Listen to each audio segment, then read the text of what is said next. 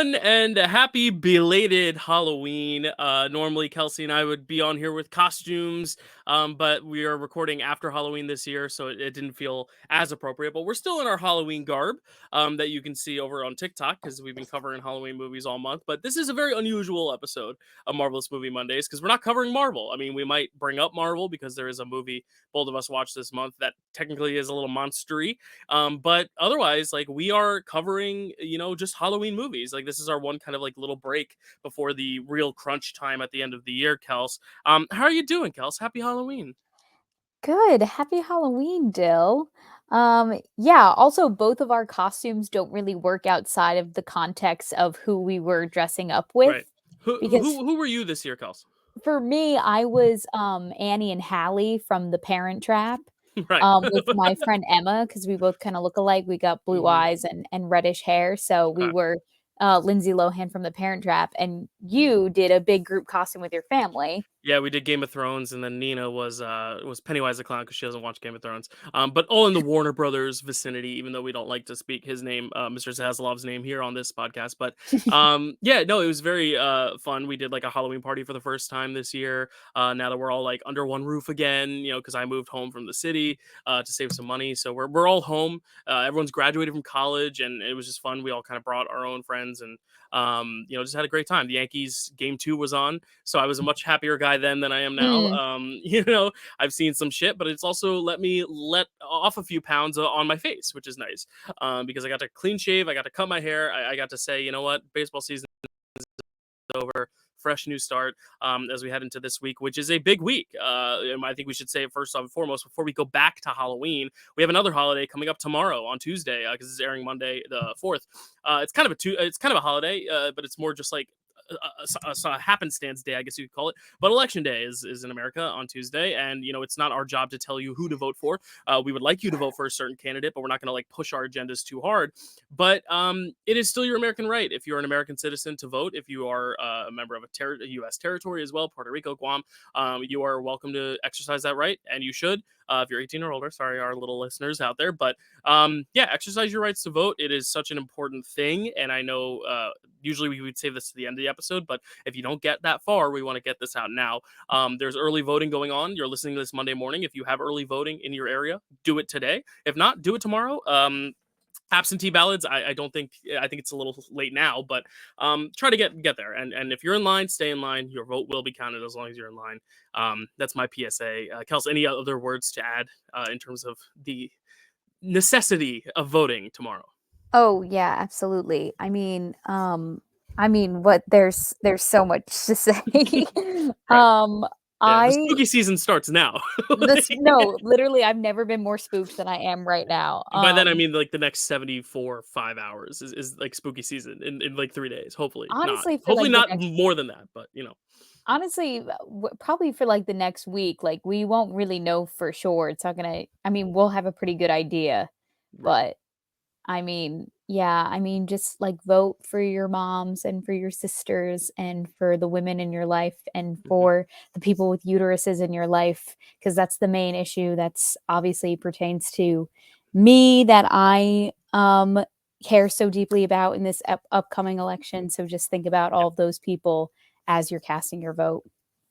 Well said. Yeah, I wanted to let you be the one to say that for very Thank you. specific reasons, but I echo everything Kelsey said. Again, our business is not to like try to lose listeners by having a firm stance. So we're not going to like outwardly like be like you should do this or should do that. But you said it best, Kels. Consider the people that would be affected by the vote.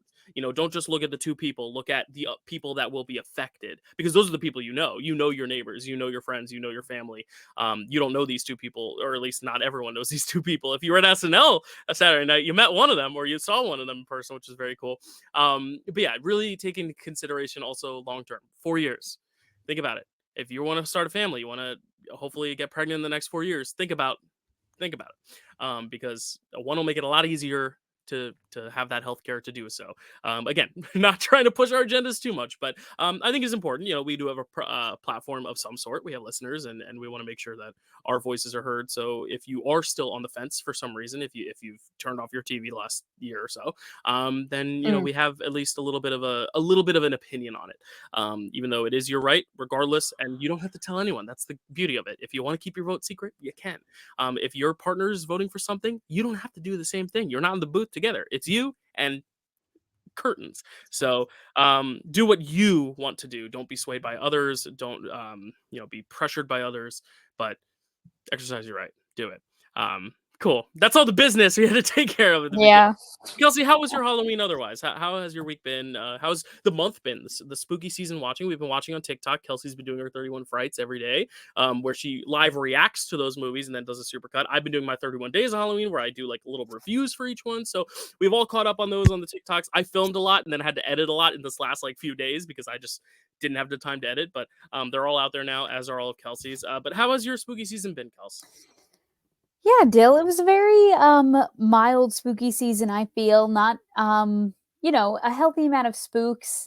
Could have been more spooks. Last year I really went for the scare. I didn't hold back at all. This year I kind of combined more like family friendly stuff, definitely less jump scary stuff. So I definitely could have been more scared, dare I say, even though I agree because I was yeah. looking too because every year we prepare like our 5 favorites, our least 5 favorites, or 5 least favorites. I guess that would be what it would be called. But we also prepare like our 5 biggest scares, and it was a lot of like scary moments more so than like individual scares because I was looking back at my list too. A lot of them were like not even like childish or family friendly, but they were very tame. Like they were about the spooky Mm. season, or they were like about vampires. They were like atmospheric, like but not like directly scary movies, which was kind of nice, a little nice break. Obviously, everyone out there voted for mine, and then I spun a wheel to determine mine. So it was a lot of like what you all wanted me to watch, which was like kind of special because I was like, okay, there are fans of this one, like Totally Killer, that movie. I didn't know there were so many fans. It was the most voted movie of all the lists. So I was like, you know what? Mm. This is kind of a cool idea. The fact that you guys kind of dictated my list. Next year, I'm going to do it a little different. I already have my idea for what I'm going to do. I'll tell Kelsey after we roll the tape here. But I do think, yeah, it was less scary than usual, but it was still fun to like just experience new things. But Kelsey, what was your theme this year? If you have to share with everyone. Yes. So this year I did all prequels, sequels, and remakes. So it was definitely a very interesting list. I said this in a video, and this really should be, I feel like, studied by film bros everywhere. Is that I realized that throughout the course of these 31 days, that more often than not, if it was a remake of a good movie or a classic scary horror movie or a or a sequel of it rather, and someone was trying to like expand upon the story in some way, it was more often than not not successful. Okay. And I just like wonder why that is. I guess it could be a combination of like, oh, well, if it has this name, it's automatically going to draw audiences. So producers will just put money behind it anyway without any much care for how much it's servicing the original work. Or, I don't want to just say like people are just trying to like make their bag because it costs a lot of money to make a movie. So if that's your weird convoluted way of like trying to like scam a bunch of people to seeing a bad movie, like that's not a great way to try to make a quick buck. Mm. Or like I don't want to suggest that like these people who are making these movies don't do them with a ton of care. It's just I think it's just really hard to take something that is universally loved and thought of as some of the scariest, most iconic horror movies out there, like Texas Chainsaw Massacre, The Exorcist,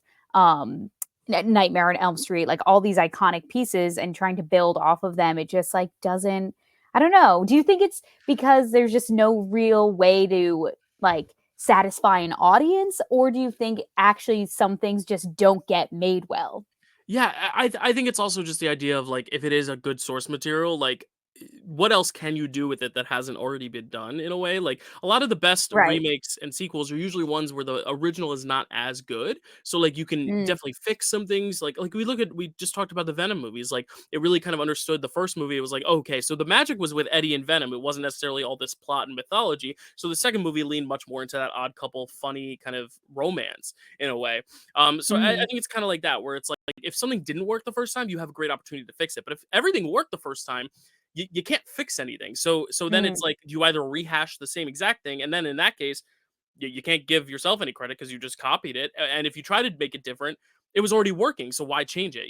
I think mm, that's the problem that a lot of remakes especially have. Sequels a little bit less so, because at least with sequels it's like, okay, we like these characters, so we just want to see what happens next in their lives. But yeah, even then, it can sometimes be like, you know what, we felt like we closed the chapter successfully. But I think you said it best. Like money comes a lot into the conversation. It's like, are people going to go yeah, see another movie about a killer shark, or are they going to see Jaws 2?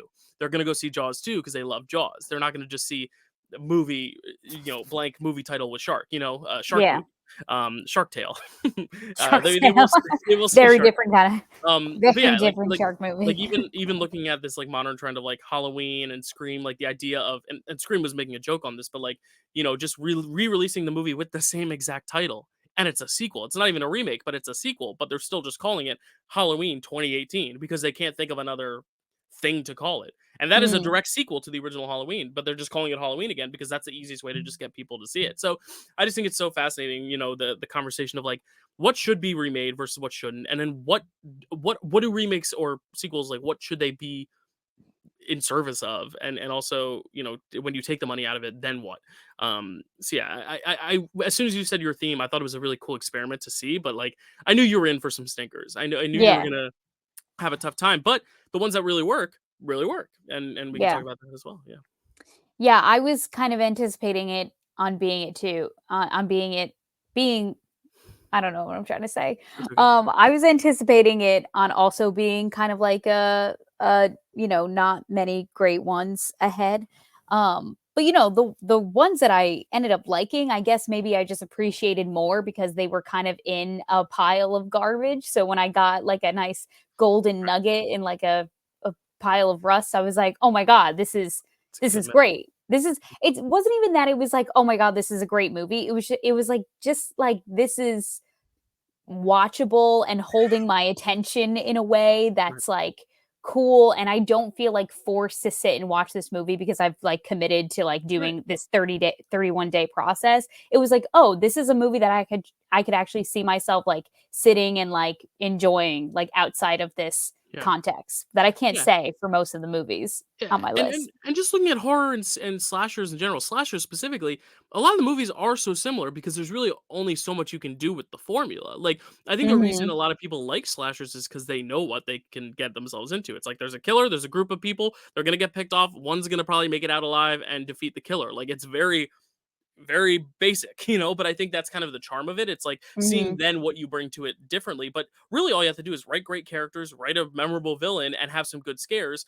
And you can still do the same template over and over and over again. And I think that's why so many movies work in that slasher genre, is because they understand that. Like, it is a formula, but it's all just about, okay, so instead we're just gonna set it in their dreams, and it's gonna be this guy with like scissor hands, kind of like Freddy. He's gonna wear a hat instead of Michael Myers, and the kids are gonna be, we'll still just make them teenagers. Like, it's the same thing as like Halloween. It's just set in a little bit of a different circumstance, a little bit. Mhm. That's just like an example I thought of. So I just think it's very interesting too. It's like, you're right. It's like it just has to be watchable. Like, you just have to do the formula right. You don't have to reinvent the wheel, but just Yeah. make the wheel not have a hole in the tire. Like, Yeah. just fix the tire. We're not asking for a BMW. Just, like, give us something nice. We both drive BMW, so that was just like, a little pat on the back, because we have really cool cars.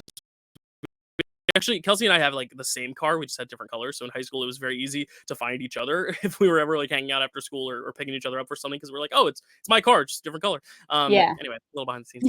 But yeah, yeah, I think it's so interesting just looking at like slashers, and specifically like horror slasher sequels and remakes. Because you even look at like Nightmare on Elm Street, you watch the remake, but a lot of those sequels are great, and it's because they really don't try to reinvent the wheel. They just try Mhm. to up it with the scares and up it with the characters. It's like they're not trying to tell different stories. They're just doing it with a different group of kids, and the scares are different because the kids are different. And that's really all it needs to be. Freddy gets a little sillier as it goes along, but really it's staying true Mm. to the original because it knows what worked. And it's just changing the other things like the scares. You're not repeating the scares again. Whereas I feel like sometimes the remakes want to take a full 180 and reinvent the franchise. And sometimes you don't need that. It's cool when it works, but as we've seen, I'm not going to tip any of your picks, but I would believe that's not toward the top of your list. That remake of Nightmare on Yeah. Elm Street. So, Dill, do you want to talk about like the bad stuff now and then talk Let's, about the good let's, stuff later? let's get the dirt out of the way, Kels. Do you Yeah. want me to start with my least favorite, or do you want you to Yeah. start? Yeah, you can Okay, go ahead. okay. Oh wait, should we start with our fifth least favorite, like our Yeah, best that's how of I the did least? it. Okay, so we'll save our last for last. Yeah. Okay. Um, this actually is a perfect conversation because we're talking about remakes and sequels, but it is the original The Fly from like the 1950s. Mm. And this is a cool inverse where I had seen the remake last year. As we remember, it was like my number one or two.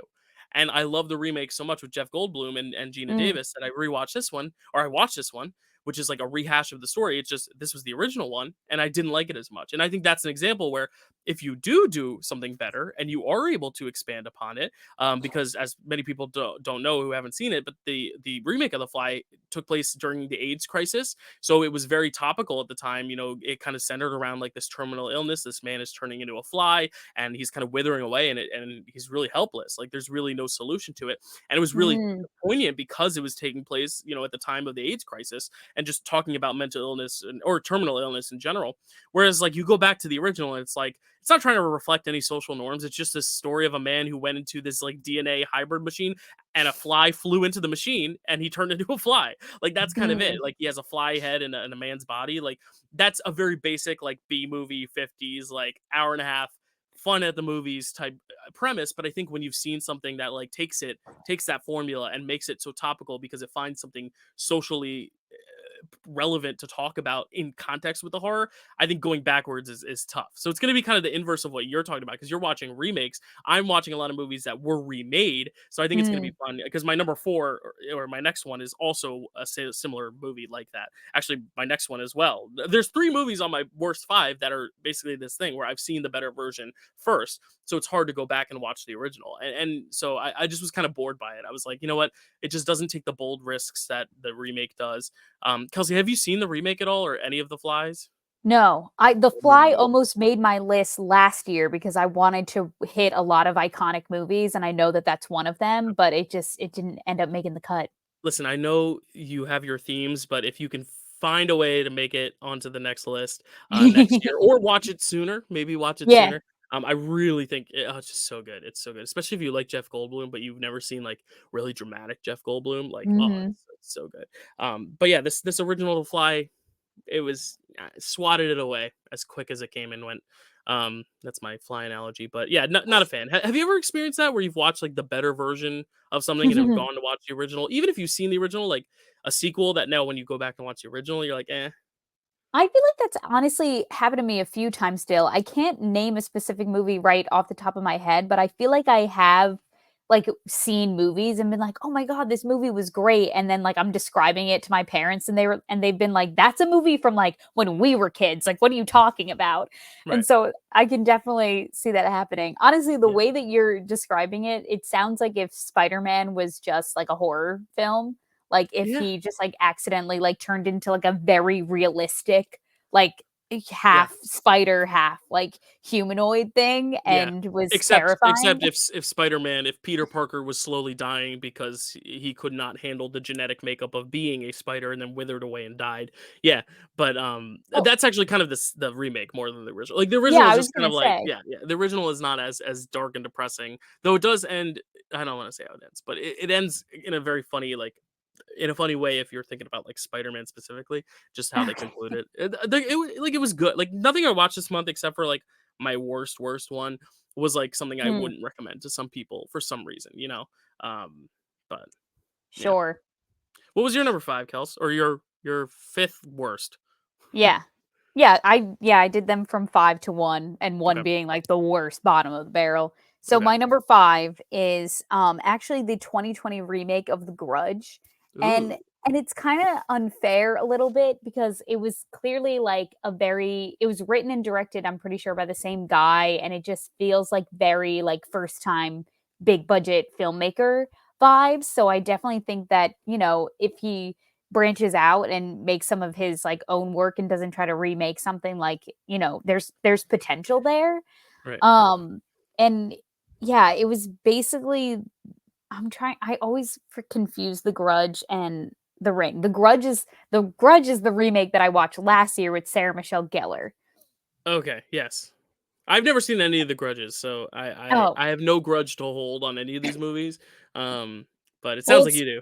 yeah, it's basically the same story, but instead of taking place in Japan like it does in the remake with Sarah Michelle Gellar, this like the woman brings the grudge from Japan to America, and then Mm. it's kind of like passed through this like small town.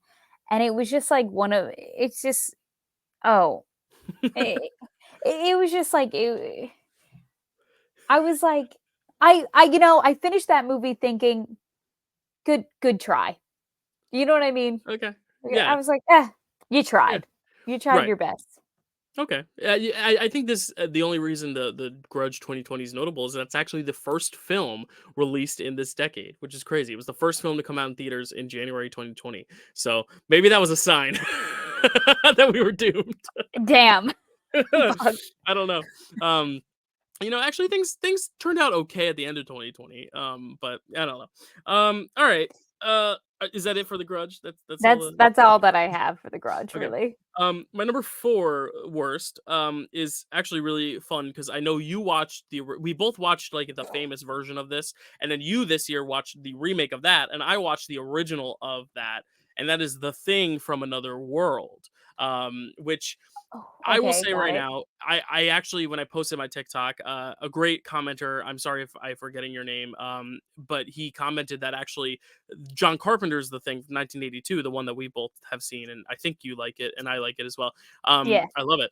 But he said that it was not necessarily adapted from this movie, The Thing from Another World. It was more Mm, so the source material of the book that this was also adapted from. So it's kind of like a West Side Story thing, where like Steven Spielberg was adapting the musical, but like it was technically a remake of the musical movie. But mm, either way, you're remaking this story. And it's mhm, another example of I've just seen the better version, and it's it's a lot more of people just sitting around talking. What could mm, this thing be? And it's not really disguised in a way like in the John Carpenter one, it's like it's the dog, and then it kind of becomes this like substance of whatever, and it becomes this big monster. Here, it's just they get this big block of ice, and there's a creature inside, and then it thaws, and then there's the thing from another world. It's like very mm, basic. And I think that's the thing is it was just a little slow, a little basic, just guys talking around in rooms. I think you mentioned this when you did your TikTok for this remake is that it had more women. This one has like one or two, but like they don't get much to do. The characters are very flat.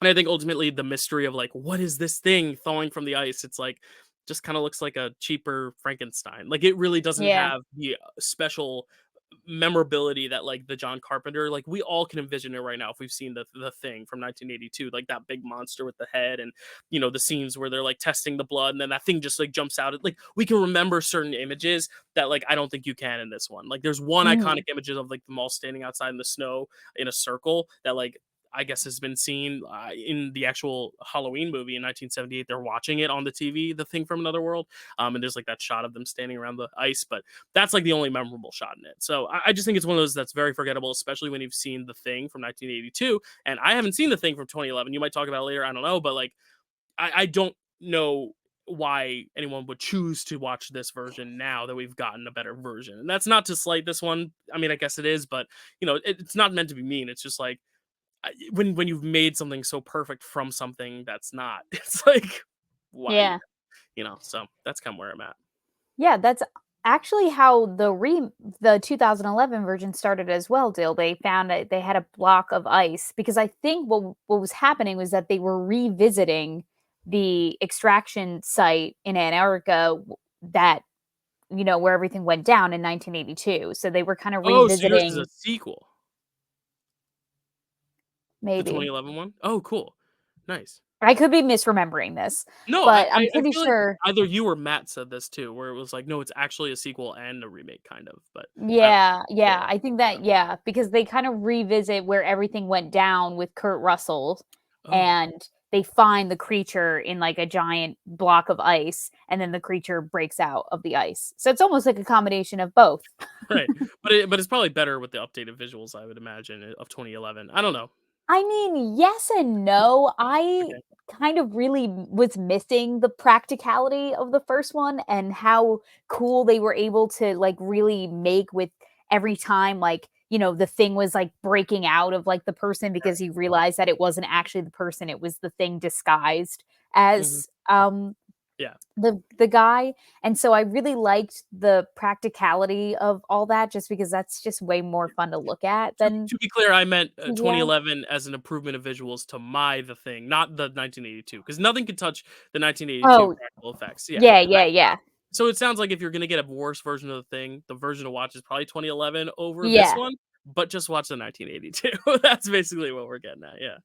Yeah, for sure. All right. And yeah. And I never like walked away from the 2011 and it was like, well, that was a waste of my time. Did it have to be made? Probably not. But Cool. if you watch it, do you have like a really shitty time? No. So, that's how I There you feel go. about that. Yeah. So I guess it's not making your top five. I didn't want to talk too much about it because I wasn't sure if it Oh, would. All right, cool. no, that was That's very middle of the road for me. okay. Well, hey, better than the worst. What was Yeah. your fourth worst film of this month? My number 4 was very disappointing. It was Haunted Mansion from 2023. Yeah, bummer. Um, I have mentioned it before, like, I love The Haunted Mansion, the original with Eddie Murphy.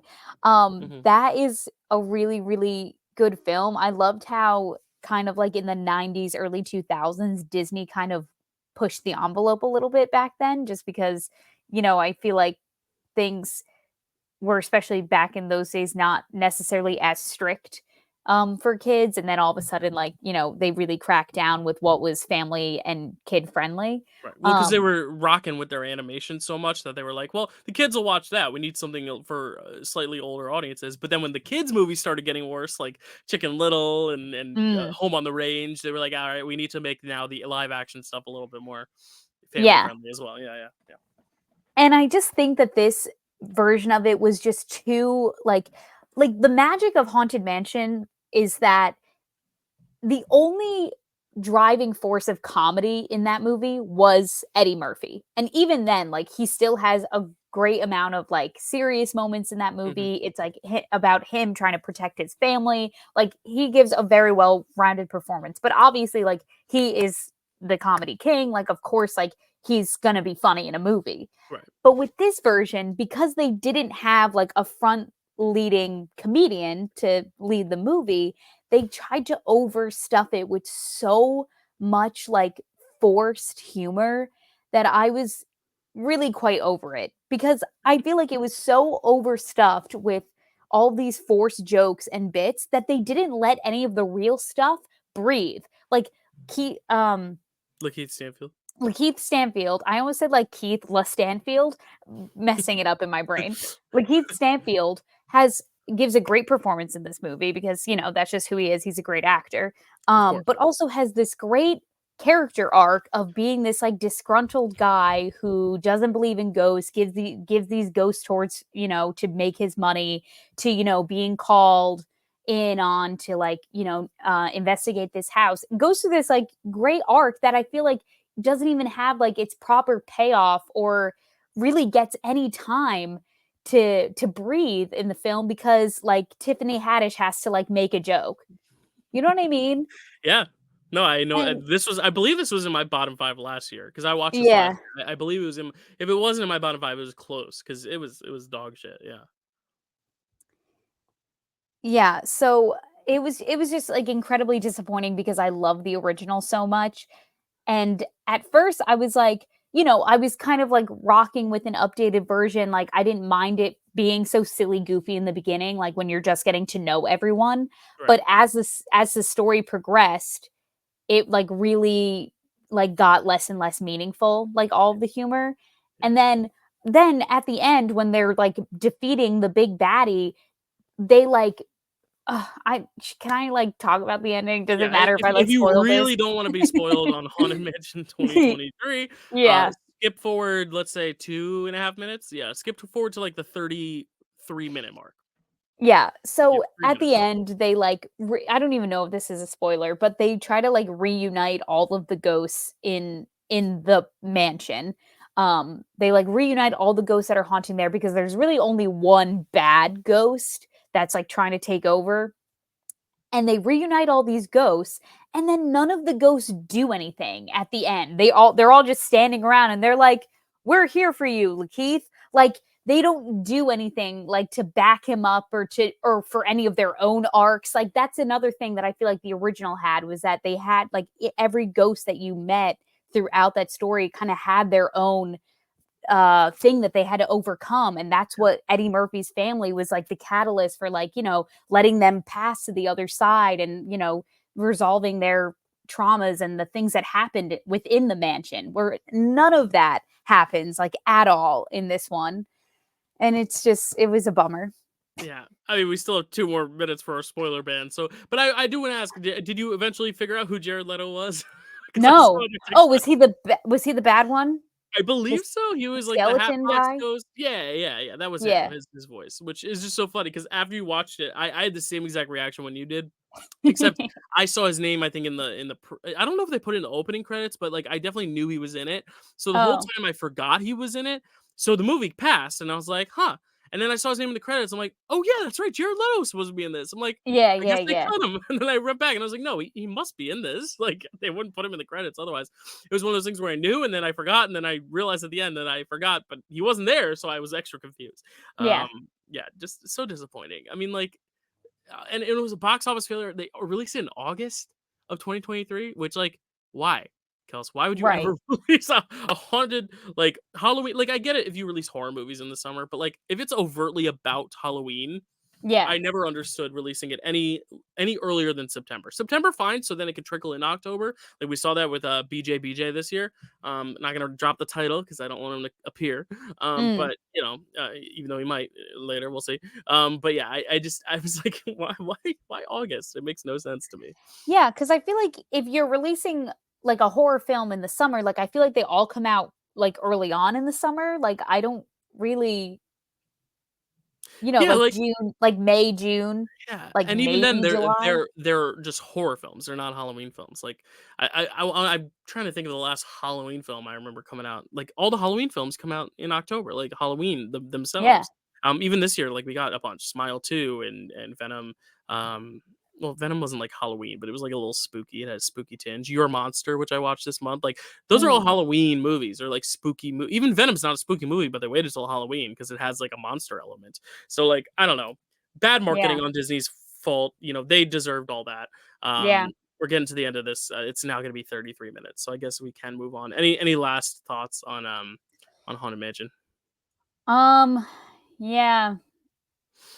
I mean, like, really the only, like, upside of it was Lakeith Stanfield's Hmm. performance, and I really I feel like if they just trim the fat of, like, overstuffing it with too many names, like, I think there were too many names in that movie, and I feel like if you kind of, like, cut that and really just made it about, like, him working with Owen Wilson, whose character I was also an upside for me. I like Sure. the dynamic between them working together, and I just feel like if it was maybe them and then maybe one other person, Rosario Dawson and her son, like solving the mystery of this haunted mansion, it would have been more successful. But because I feel like they tried to make it such like a blockbuster, such a like a silly, goofy kids thing that it just like didn't work. Yeah. Sorry, Danny DeVito. We do not love your work this time. Um, yeah, just a disappointment. All right, we do have to move on. Yeah. My number three, again, kind of going along the trend of I saw the better version first, and that's Buffy the Vampire Slayer. Like, I have Mm, nothing really that against the movie. But like I watched 6 seasons of that show, or 7 seasons of that show. mm, Sorry. Oh my gosh, my friends are gonna kill me for saying that.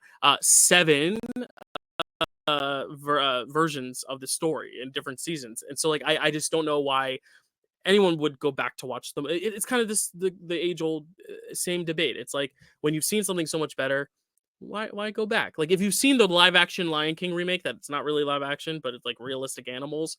Why would you? Oh, that's not a good example because that's a sequel, but or a remake. But like Mm. if let's say you watch the live action first and then you watch the animated, why would you ever go back to live action? But I guess that's a bad one because that actually came after. But you know what I'm saying? Like when you've seen the better Yeah. version of something, and I feel like Buffy, like this was very much a test run of like, can this premise work? The high school girl fights vampires and she manages her social life kinda, but all her friends kind of hate Mm. her and she has this mentor figure, but we really don't develop that as any real relationship other than delivering exposition. So it's like the show, it's like, okay, let's actually give her a core friend group to grow with. Let's give her adversaries. Let's make her a high schooler solving murders or murdering vampires. But let's also make the mentor an actual father figure to give some relationship. So where he's not just spitting out exposition like Donald Sutherland. Rest in peace, bless his soul, love him, but President Snow and all. But he does nothing in this movie except for just spit exposition, and then he spoiler alert, I guess, if you haven't seen this movie, but I'm not going to tell you a time code because it's been a while. But it's when he dies, it's like that's it, like because you've watched this character in the show that becomes like such a main part of the show, her mentor, and it's like I don't know. I feel like this was just to show that it could be done, but I feel like it was mostly just to get the money to fund the show, to be honest. And I haven't done a lot of research to know if like that was actually the creator's intention. I won't say his name, but he did direct the Avengers and Age of Ultron, if you know who I'm talking about. But yeah, Mm. like I wonder if this was just like a test pilot to be like, can he do it? But he clearly Mm. did it better in the show than he does here. So that's really all I have to say. I know you haven't seen the show or the movie, but are you I didn't even familiar at all know with they made a Buffy? movie. Yeah, so the movie came out in like 1990 and the show was like mid 90s. So yeah, this very much clearly feels like we have this really good idea, but we don't want to invest in a whole series. So here's a movie. Okay, you didn't love it? Okay, well we'll make it a series. It'll be better. Like I don't know. I just Weird. yeah, but I do recommend Buffy. I think you would actually like that show. I do you like the kind of campier like Disney Channel Halloween stuff like Twitches and Halloween Town and what's the other one I'm thinking of, like Wizards of Waverly Place. Hocus Pocus. Yeah, that too. But like Wizards of Waverly Place is probably the best example because it's like Halloween, but or like spooky, witchy, but it's like elongated. Actually, Yeah, I I think mean, a better example might be like have you watched Supernatural? no. No, yeah, like I haven't either, but I think you would like it because it's like Sure. fantastical. It's got fantasy elements, but it is a high school story as well. And I think if you Sure. like Sarah Michelle Gellar, I think you would like Buffy, but it is a commitment. So Can I ask you a question, Jill? yes, Is Buffy her full name or is it short for something? I don't think we ever learn. It's Buffy Summers is her name, but I think that's it. I don't think it's short like Buffelia or no Buffy Oof. Ann Summers is her name, full name. Oh, okay. I'm just sitting here thinking, I'm like, Buffy is like a really interesting name. Yeah, it's a cool name. So yeah, check Like, out Buffy imagine giving TV show. birth and then looking at the baby and going, Buffy. Hey, I think nowadays it's a little normal because of the show. It's like made it a little normal. It's like normalized that name. But yeah, I bet at the Sure. time like it wasn't a very common name. Maybe it was. I'm trying to think. I don't know any other Buffys in history. I know like Chad and Stacy and Matt and them all are like screaming at us right now. Because like Hey, they I'm not saying there's anything wrong with it. I'm just saying, like, crazy name. Like, no, I but know. I get it, Very like unique. Buffy the Vampire Slayer, like, is like cool, like that's a cool like Yeah. whole title name. But Hmm. just like her being like, oh hey, Buffy. I don't know. I don't know. I can't hear it. Maybe we're saying it too much and now it's not Maybe. like sounding Maybe. like a real word anymore. Hmm. Like it almost makes me think of like Wolverine when he's like, "Hey, bub." I don't Hey, know. Bub. That's like Hey, Buff. Bubba, Bubby, Booby, Bubby, Bubby. That's like company. All right. Kels, what's your number three? Well, speaking of names, I'm gonna do a Dill segue. Well, speaking of names, my third least favorite of the watch was a remake of a title that is just by one name, and it is from 2013, and Yep. it is the remake of Carrie. Dog shit movie. Yep, I agree. Um, okay, because if you're gonna make if you're gonna remake a movie made in the 70s and you're not going to put it in the time period of the 70s. You're going to enhance it and you're going to modernize it and put it in the year 2013. You have to do a lot better at like amplifying the source material and even straying away from the source material more than they did. And it's also just like a movie where it's kind of like a slow burn horror because nothing horror-y happens until The prom. prom night, which is at the end, Hmm. final act 3, and that's when everything happens. I hate that, like, I don't know if this is how it happened in the original, but Tommy just died because the bucket hit him on the head, which I thought was so stupid. Steel Um bucket. they Have you ever been also hit in the head with a bucket, Kelsey? It hurts. I mean, like, yeah, but I feel like if anything, like Kidding. concussion and like major bump and like, you're definitely concussed. But Yeah. death, I don't know. Yeah. I don't know. I'm not a Yeah. doctor, I don't know. Yeah. True. True. But and then I also feel like they also made weird choices to update it and to make us care about people a little bit more. Like they added like a whole like pregnancy to Mm, Sue Snell's character at the end, which like never came to fruition and like doesn't mean anything to me. If right. anything, I was like yelling at the screen, like, great, now she's going to be a single teen mom who's in her last year of high school, who's about to go to college, and now she has to deal with this because the father is fucking dead because he died via bucket. Like, if Mm, anything, it was just making me angry. Like, it right. didn't make me be like, oh my God, Sue and Tommy's baby. And oh my God, Carrie. Like, you know what I mean? Yeah. And I just feel like there's such a cool way. If anything, it made me want to read the book because I want to know, like, everything that, like, not only this movie, but also the original movie, like, kind of Because you cuts weren't just as big to, a like, fan of that one, right? The original, even, right?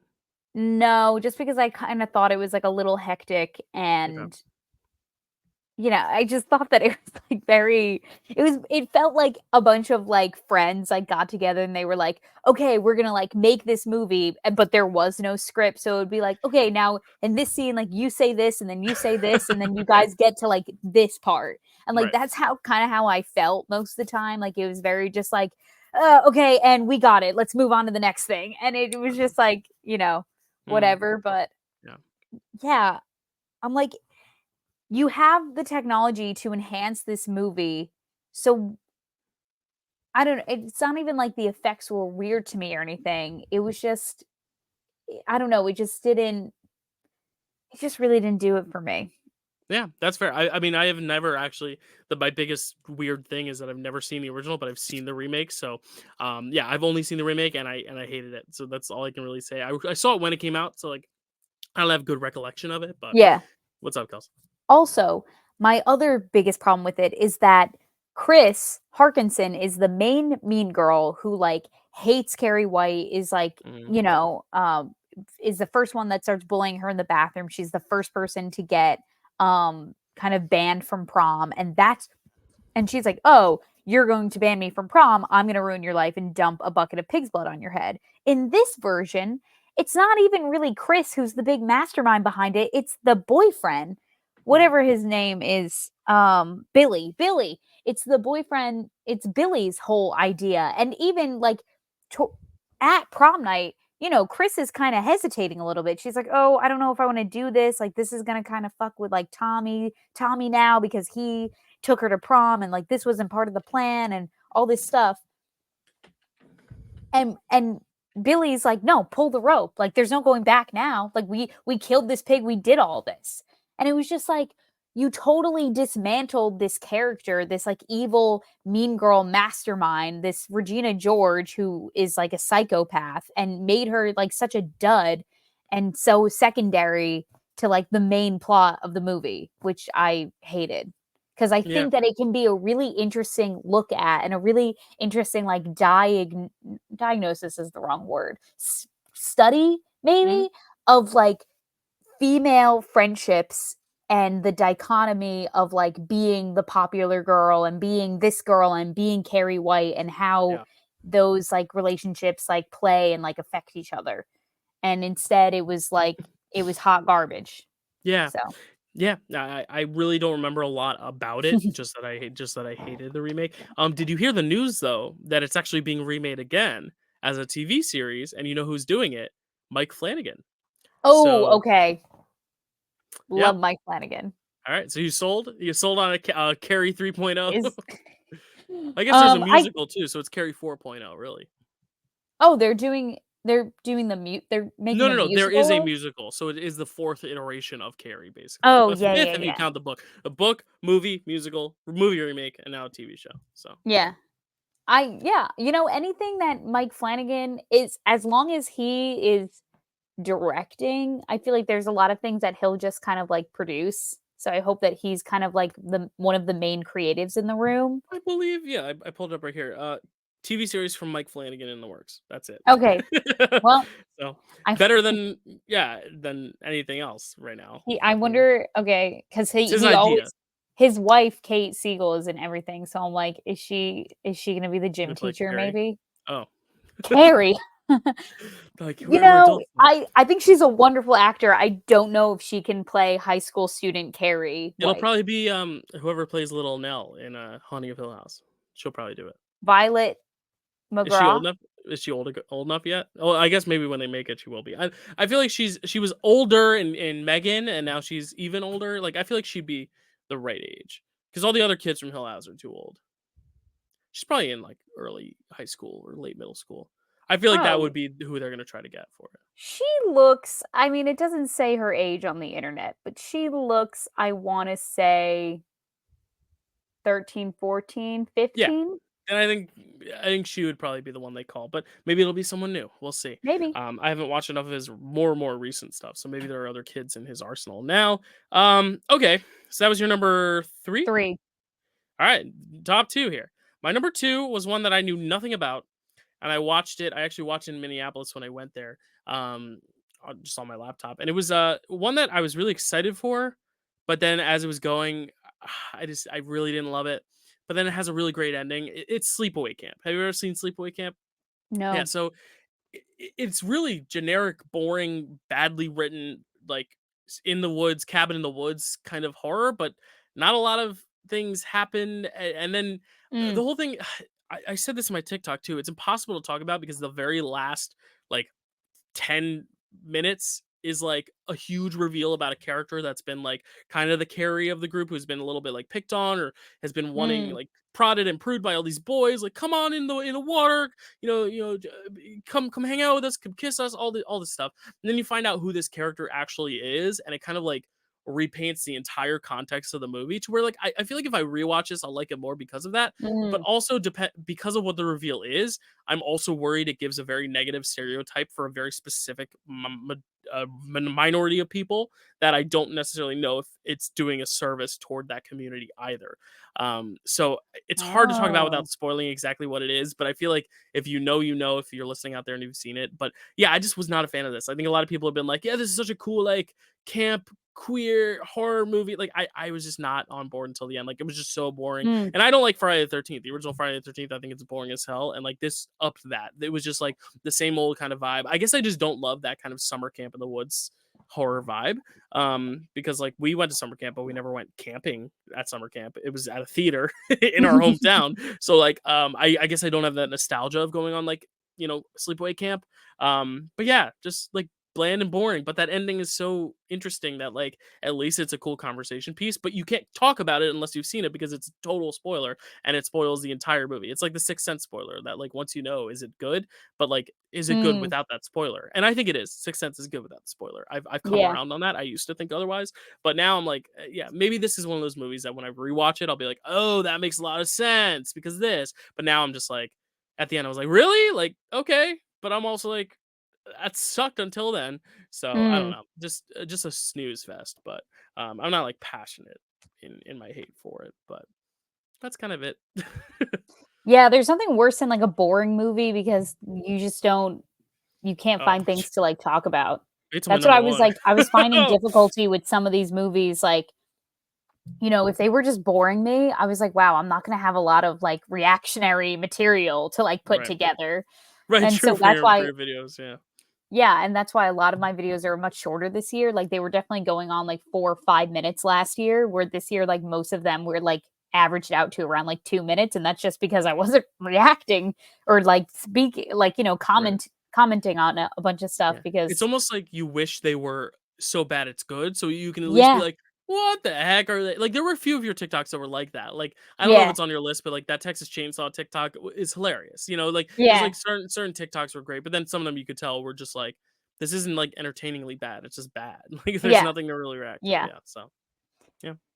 Yeah, so that leads me to my next movie, Dale. My number 2 is actually Sinister 2. Oh, okay. Um, This is a just late because edition. I think that there could have been a cool way to expand upon this story because, it Sinister 1 does not end like happily. It definitely Mm, ends with like the kind of the curse continuing on. So I gotcha. think that there is an opportunity to explore this.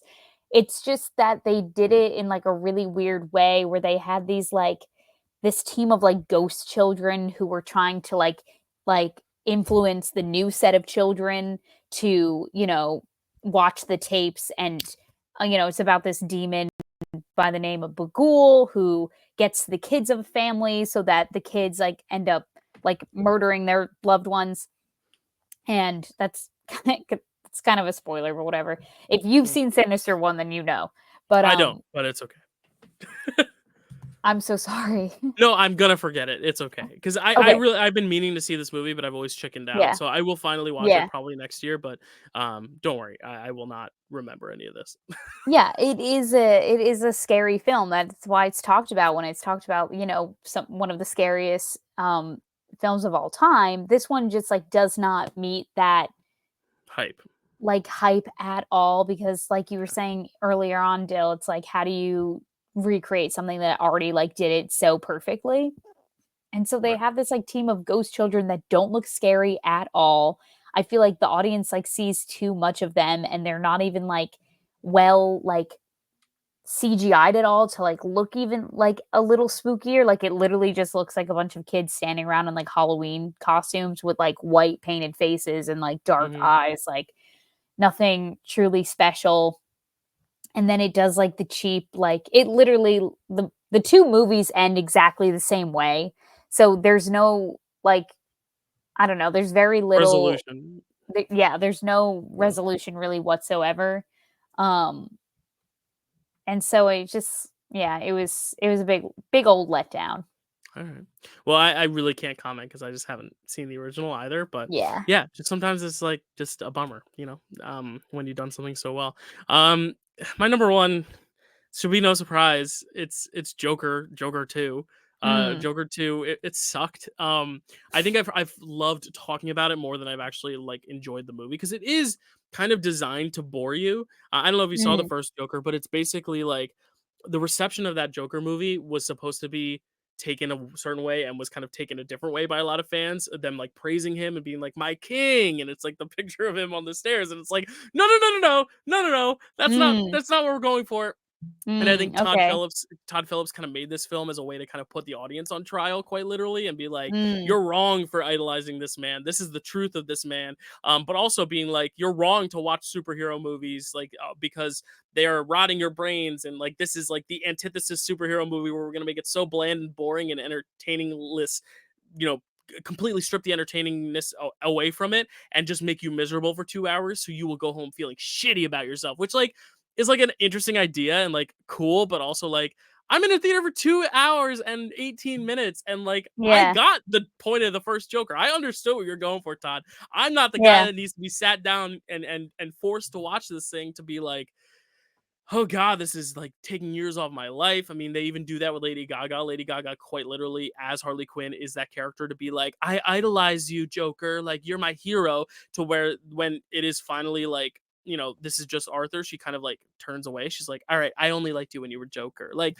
it's so on the nose. And they waste Lady Mm, Gaga. She doesn't get anything to do. She has a few numbers, but like all the musical numbers are just so awful. Like that mm, he clearly either is intentionally and this is where I'm conflicted because if he's intentionally doing all this stuff as a means to get a response, as a means to make a point, then that's successful. But you still also have to judge it by your own enjoyment of it. And I think it's like how do you rate a film that perfectly executes what it sets out to do, but what it's setting out to do is something completely bland and boring and lifeless. It's like, is that a good movie because it achieved what it was setting out to do, or is it a bad movie because what it was setting out to do was bad? And I still don't quite know. But yeah, Joker was just a bore. The musical Mm. number, it feels like they don't really know how to design them, and all the ones that like have a little potential are cut way too short. And it doesn't help that like Lady Gaga is a great singer and everyone else is not. They make Brendan Gleeson, like the sweetheart who played Mad Eye Moody, and Knuckles in Paddington 2, like a prison guard who like rapes the Joker. Like I like America's sweet, or I guess the world's sweetheart, because he's not even American. You're making me hate Brendan Gleeson. Like all these different Mm. things where I'm like, I don't know. And then at the end, they try to have their cake and eat it too by still giving you like this epic like moment where you're supposed to also feel sorry for him. But it's like, isn't the whole point that like too many audiences were taking his side in the first one? You want us to hate him now? Like, I don't know. I could not stand it. I could not stand this movie. But I also understand that that was partially the intention. So I'm like, Mm. is it a good movie because it did what it wanted to do? I don't know, Kels. What do you think? As someone who hasn't seen any movie, if a director sets out to make something so bad and awful that you feel shitty about liking the first one, is that a good movie if it achieves that? It feels like kind of pretentious. Like it feels Yes! like He won't sell popcorn buckets because he doesn't want his movie to be seen like the other superhero movies. He wants his movie to feel like art. So I'm not yeah, letting any theaters make popcorn buckets of this. And I'm like, that is the most douchebaggy, pretentious thing I've ever heard. I don't know. yeah. Yeah. It feels like Sorry. See, you're yawning now. Like this movie, the conversation about this movie is boring. whenever someone tries to like take something of the superhero genre like to like when they forget the fun of it, that's when it's never successful, Mm, I feel.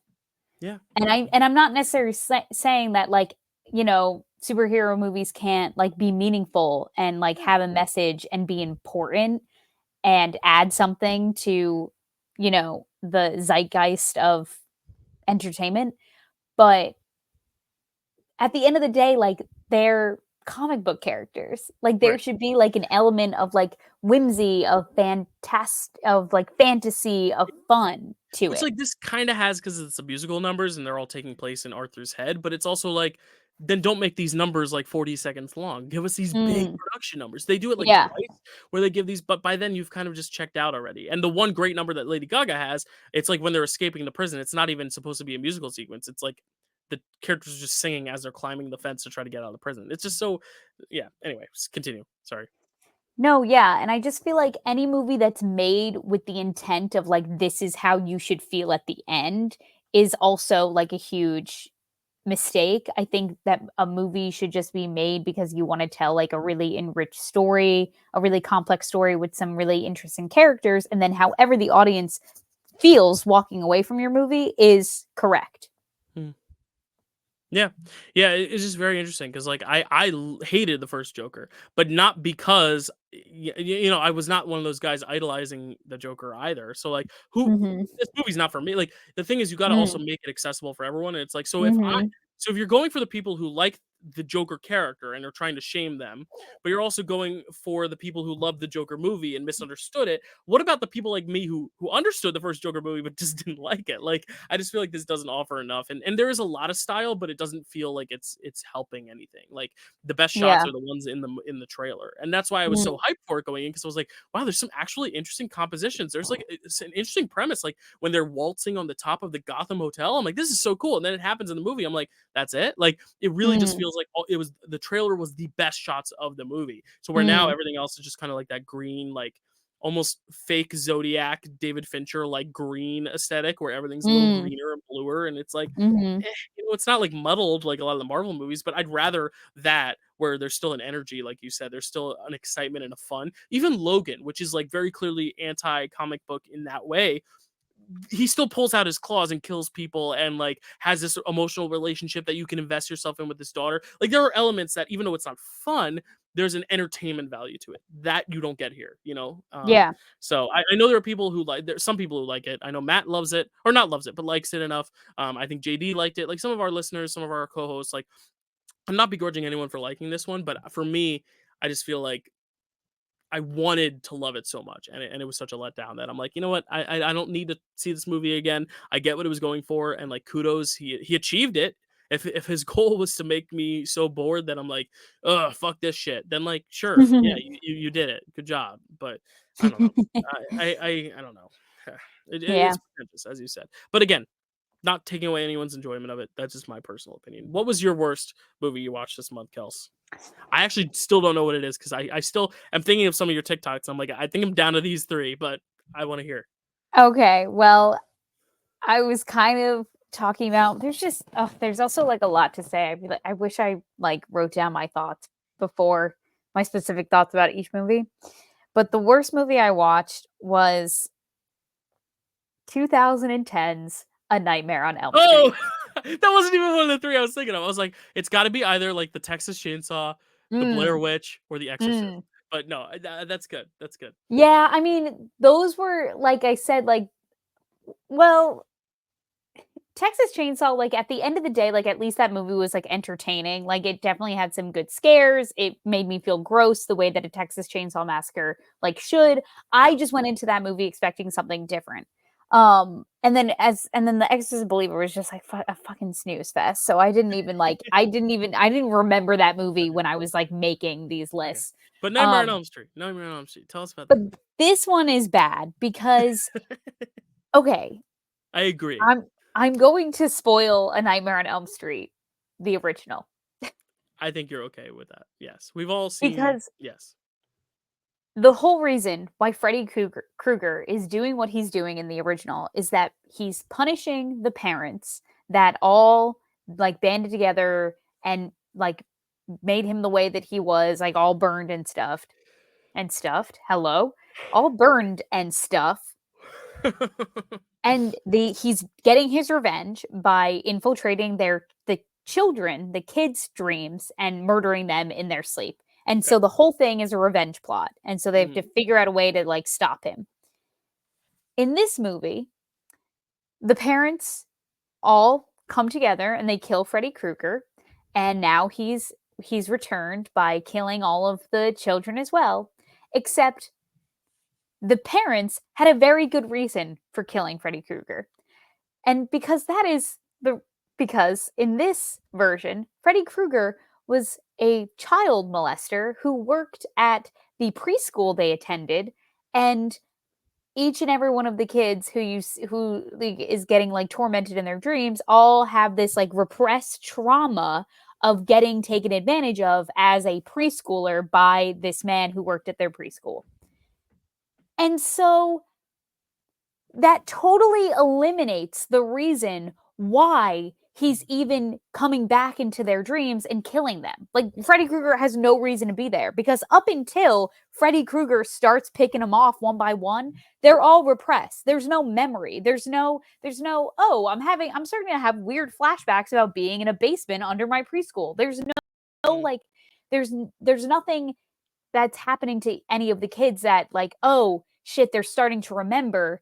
Maybe me, Freddy Krueger, who's already dead, should come back into their dreams and kill them so that they don't reveal the truth about what happened to them, even though I'm dead because their parents knew all along what happened to them. Like it just like totally convoluted the entire like reason for why Freddy Krueger does what he does, which is to get revenge on what the parents did to him. But I lost my train of thought. I got so angry. It's okay. No, and I'm reading back my letterbox review for it now because I was writing. I was like, I don't Yeah. know if what the biggest offense is, that it's boring or it's not scary. Because like the first Nightmare on Yeah. Elm Street. Um, the reason it's great is because it's entertaining as hell and it's scary as hell. And I was never scared and never entertained with this one, which is the Yes. antithesis of what I feel like this franchise is. And like the camp is a big thing that with Nightmare on Elm Street. The whole idea, like Freddy's become a gay icon, and like it's campy, it's silly, it's wacky. It is Yeah. ridiculous. But this movie Yeah. just takes itself way too seriously. I think that's the Yes. biggest issue. Yeah. Yeah. And I think that if you're going to make a movie about repressed trauma and what that can do to you if you don't ever resolve it, like you don't do it with this format. like using Freddy Krueger as like your repressed trauma for getting molested as a child is like whoever like sealed that off. Like I have whoever was like, "Oh yeah, I'll give money to make that." I have like a few choice words for you. Yeah, It I'm just gonna Michael Bay produced. Oh God. like Oh no, Michael Bay produces. I didn't even realize. shouldn't have happened. Oh, poor guy. And like you said, Dill, like it really wasn't scary. And I said this during my TikTok, like which once the reveal happened made the joke that I made like so much worse because there's no like you see Freddy Krueger and you're not really scared by him. Like you're not really grossed out and terrified of him the way you are when you see the original Freddy Krueger, whose face looks way worse and way Right. more realistic. Where this guy's just kind of like, yeah, he looks like a little burned, but like it looks like someone who, you know, would have like something different about their face and like you Right. just keep moving on. You know what I mean? There wasn't anything menacing about it. And they make this Freddy Krueger talk so much, and it's all ADR'd. None of it is actually in Yeah, the person. ADR is really bad. Yeah. And the ADR is really bad. And he's like he talks to everyone like he's flirting with them, which makes it so much worse when the reveal happens. And he's just like, "Oh, like, nice try, Nancy. Now let me have a stab." Like, he's not trying to be menacing, like, he's trying to almost like seduce. And it's just, and I'm like, this is not what the most iconic like horror movie villains should have been made into. No. No, it sucks. It's terrible. I'm so because when you were like, I'm doing sequels, I'm doing remakes, I'm like, oh my god, yeah, she's gonna get to watch either Freddy's Revenge or Dream Warrior or Freddy's Dead, The Final Nightmare or New Nightmare. I'm like, she has so many great ones to choose from. And Yeah. then when you pick this, I was like, you know what? I'll let her regret it. And Yeah. she has to You're like, learn. I can't interfere. It's a canon I event. have to let her. Yeah, I have to let her go. I cannot wait for you to watch some of those sequels because I think it's going to be a 180 because this is quite literally the worst remake I've ever seen in my life of anything. Yeah. So yeah, I'm glad you said it because if I had watched it for this, it would hell be number 0 or whatever the bottom 32, I guess, or 33. Do I have 33 on my? Why do I have 33? Oh, I skipped 7. That's why. I ranked out all the films. Now I have Oh, now I have okay. 32 because I did include a series on my list that I watched, so I have 32 things. So, Oh, there you okay. go. But yeah, there you go. Our worst stuff, and now we can just like throw it in the trash because now we got to get to the good stuff. We Yeah. should get to the movies first before the scares, right? Because I feel like if we Yeah. talk about the scares, they're probably going to be from our favorite movies. So let's talk about it. I went first, so you can go first this time. What is going to be Okay. your best, your fifth best? And we're doing Yes. first watches, right? Well, all of yours are first watches, right? Yeah. Yeah, because my top 5 were all movies I'd seen before. So we're gonna go first watches. Okay. Because I put movies in my list that I love for a reason. Like Monsters Inc. is my favorite movie I watched this month, but I don't have to tell you about it. All right. What is your number 5 favorite thing you watched? So my number 5 of my favorites is a movie that was a sequel that has like an entire franchise behind it that I'm really excited to now go and finish watching. Mm, Just because I feel like these movies are a great blend of like being scary, but then also having like a really meaningful story underneath mhm. and kind of like developing the characters really, really well. Okay. And that's the Insidious movies. I Ooh, really, Insidious, ooh. yeah. Okay. Insidious Chapter 2 was my first watch of to kick off the season. And I was like feeling it like pretty good. I was like, oh, okay. I'm like, this is like it expanded upon the story. We got more. It directly takes place right after Insidious Chapter 1, so you're immediately like thrown back into the world of these films, and it expands upon more of like what happened to the characters in the past, what like the evil world is like. It introduces new characters, and it just has some really good scares. Like the I I think this is Blumhouse. Yep. Yeah, Blumhouse just is really good at, you know, making these like really good scary movies, like the Conjuring movies, the Insidious movies, the Annabelle movies. Like they're all just like solid scares, you know, at the end of the day. Yeah, I actually have a funny story. So I actually saw this before I saw the original Insidious because I don't know if you remember, terrified of horror movies in high school. Yeah. And some of our pals, a group of guys that I was friends with.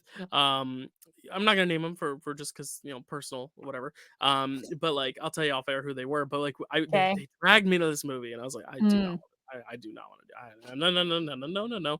And I sat there, and I was terrified. But like every jump scare, like that was back when I wasn't like pissed off at jump scares. I was just like so freaked out and startled. But right after it ended, I went, "Can we watch it again?" Because now that I know that they're coming, like I'm down because I was so amped up, and that was like my first like real horror experience. Like it was my first horror movie I saw on the big screen. So I owe a lot to this film. Like this is the one that like got me into the modern horror, even though it would then take a little while for me to continue getting more and more into horror. But this was I was a sophomore or freshman in high school. I forget what year it Mm. was, like 2013 or 14. I don't remember. But yeah, this was my first horror movie in theaters. So this was definitely important to me. I didn't see Insidious then until like 5 or 6 years later. So it was funny to kind of go back and be like, oh yeah, I've seen I've seen how this ends up.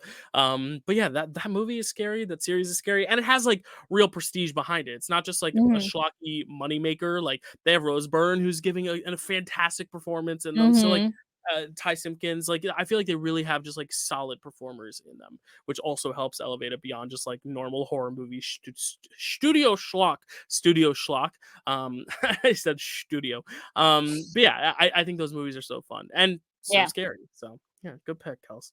Good pick. Am Thank I you. next? Am I Yes, next? you are. All right, number 5. I actually watched this in a theater at New York Film Fest, and it's Hellraiser. I had never seen Mm. Hellraiser before. I didn't really know anything about what it was about. I thought Pinhead was the villain, and like he kind of is, but not really. The main antagonist is someone completely different. Um, it is just a cool experience. It's got a lot of great like kind of interesting queer culture married to it with like the kind of outfits they wear and just the style, but also just the horror is really inventive, body horror specifically. I didn't know this was like a body horror piece. Mm. It's basically like I'm trying to remember it be detail for detail because there's a lot going on. But this like guy gets like basically ripped limb to limb. He becomes like a skeleton or whatever. This like Uncle Frank, who's like evil Uncle Frank, and he like tries to get like this woman to like bring him like his sister-in-law I think it is, like bring him these men, sleep with these men, kill these men after she sleeps with them, and then like give their body parts to him so he can like rebuild himself in a way. That's kind of Mm. the best way I can describe it. But yeah, it's freaky. The body horror is a lot of skin peeling off, a lot of monsters, and a lot of pins in heads and nails in feet and arms. Like there's a scene where they're moving a couch and the guy's arm scratches against a nail in the wall and just rips his skin. Like it's just icky and gooey and twisted, and I loved it. And I watched this in 4K. It was a restoration they did at New York Mm. Film Fest, so it was like my first time watching a horror classic on the big screen with crisp, clear picture, beautiful colors. So yeah, very memorable. I know this series also got expanded into like 10 or 11 movies. So like someday I'll probably watch them all, but like this one probably can't be topped. It's so good in terms of that franchise. But it's not one of the ones you hear about as much these days. Like you hear about Mm. Halloween, Nightmare on Elm Street, even Child's Play and Friday the 13th. You never really hear a lot about Hellraiser, even though it has as many movies as those other franchises. So I just wanted to give it its due if y'all haven't seen it. I don't think you've seen it, right, Kels? Hellraiser? No. Yeah. So, are you familiar with Hellraiser, like the image of like Pinhead, or no? Not really. Yeah, I know who you're Yeah. talking about, Okay. but no, Yeah. I've never seen any of those Yeah. Which I movies. don't even believe his name is Pinhead. I think people have just called him that, and maybe it is in like other films, but I think he's just like leader of the Cenobites or whatever it's called. So Mm. I don't know. I just thought it was really cool because it was just not what I expected it to be. There's a great kind of like final girl. The people who you think are gonna make it out at the end just like die, and you're like, oh shit. Like I think it keeps you guessing in a fun way, Yeah. and it does have a really cool like religious queer subtext as well, which I always love Mm. to see because it always makes movies more interesting. So yeah, Absolutely. Hellraiser, check it out. It's good. Okay, my number 4 of my favorites was one that I wasn't necessarily that excited going into because the movie that it kind of ties into is an older movie that I have a lot of thoughts about because it makes me angry. So I was going into this like kind of hesitant, but I ended up really liking it. And even though it wasn't necessarily like super scary or horror driven, it was very much like kind of like a what would you do if like it's just one of those movies that makes you think like, oh, what would I do if I was in this situation? And that was Dawn of the Dead Cool. from I've never seen 1978. this one. Yeah. Yeah, it was really, really yeah, it was Does really, this one take place really in a mall? yes. Okay, I've heard about it. Yes. Yeah, yeah. So you can't watch it anywhere, but that's fine because it's for free on YouTube. Okay, so you can watch it Because somewhere. like Yeah, you have to you like, can't legally. Yeah, I got you. it's not super But the legal. original's public domain, I believe, as well. I believe there's like a rights Yeah. issue with the Dead movies. I think that's Yeah. how it ends up being the way it is. But yeah, Yeah. So yeah, it's just one of those like interesting like takes on like what it's just one of those movies that makes you think like what would I do if I was like in a zombie apocalypse? And let me tell you, these three people that are in the movie do it right because they post up at a mall. They literally like block off the exits so they have the entire mall to themselves. They get rid of all the zombies within it, and then they like clean, but then they go shopping and they have like access to all this food because of the restaurants in the mall, and then obviously they have like all the department stores that they have access to, and so they like just make this like great little lives for themselves. And obviously zombie apocalypse things ensue along the way, but it's just like such an interesting like look at like it almost feels like a slice of life, like you're just like watching this like moment in like humanity unfold, and then every now and again you're reminded like, oh yeah, this is like a zombie movie. So it's just like nice. really, really, it was really, really fun. I liked it a lot. Cool. Yeah, I haven't seen this one, but I famously, like you, don't like the first one as much as people do.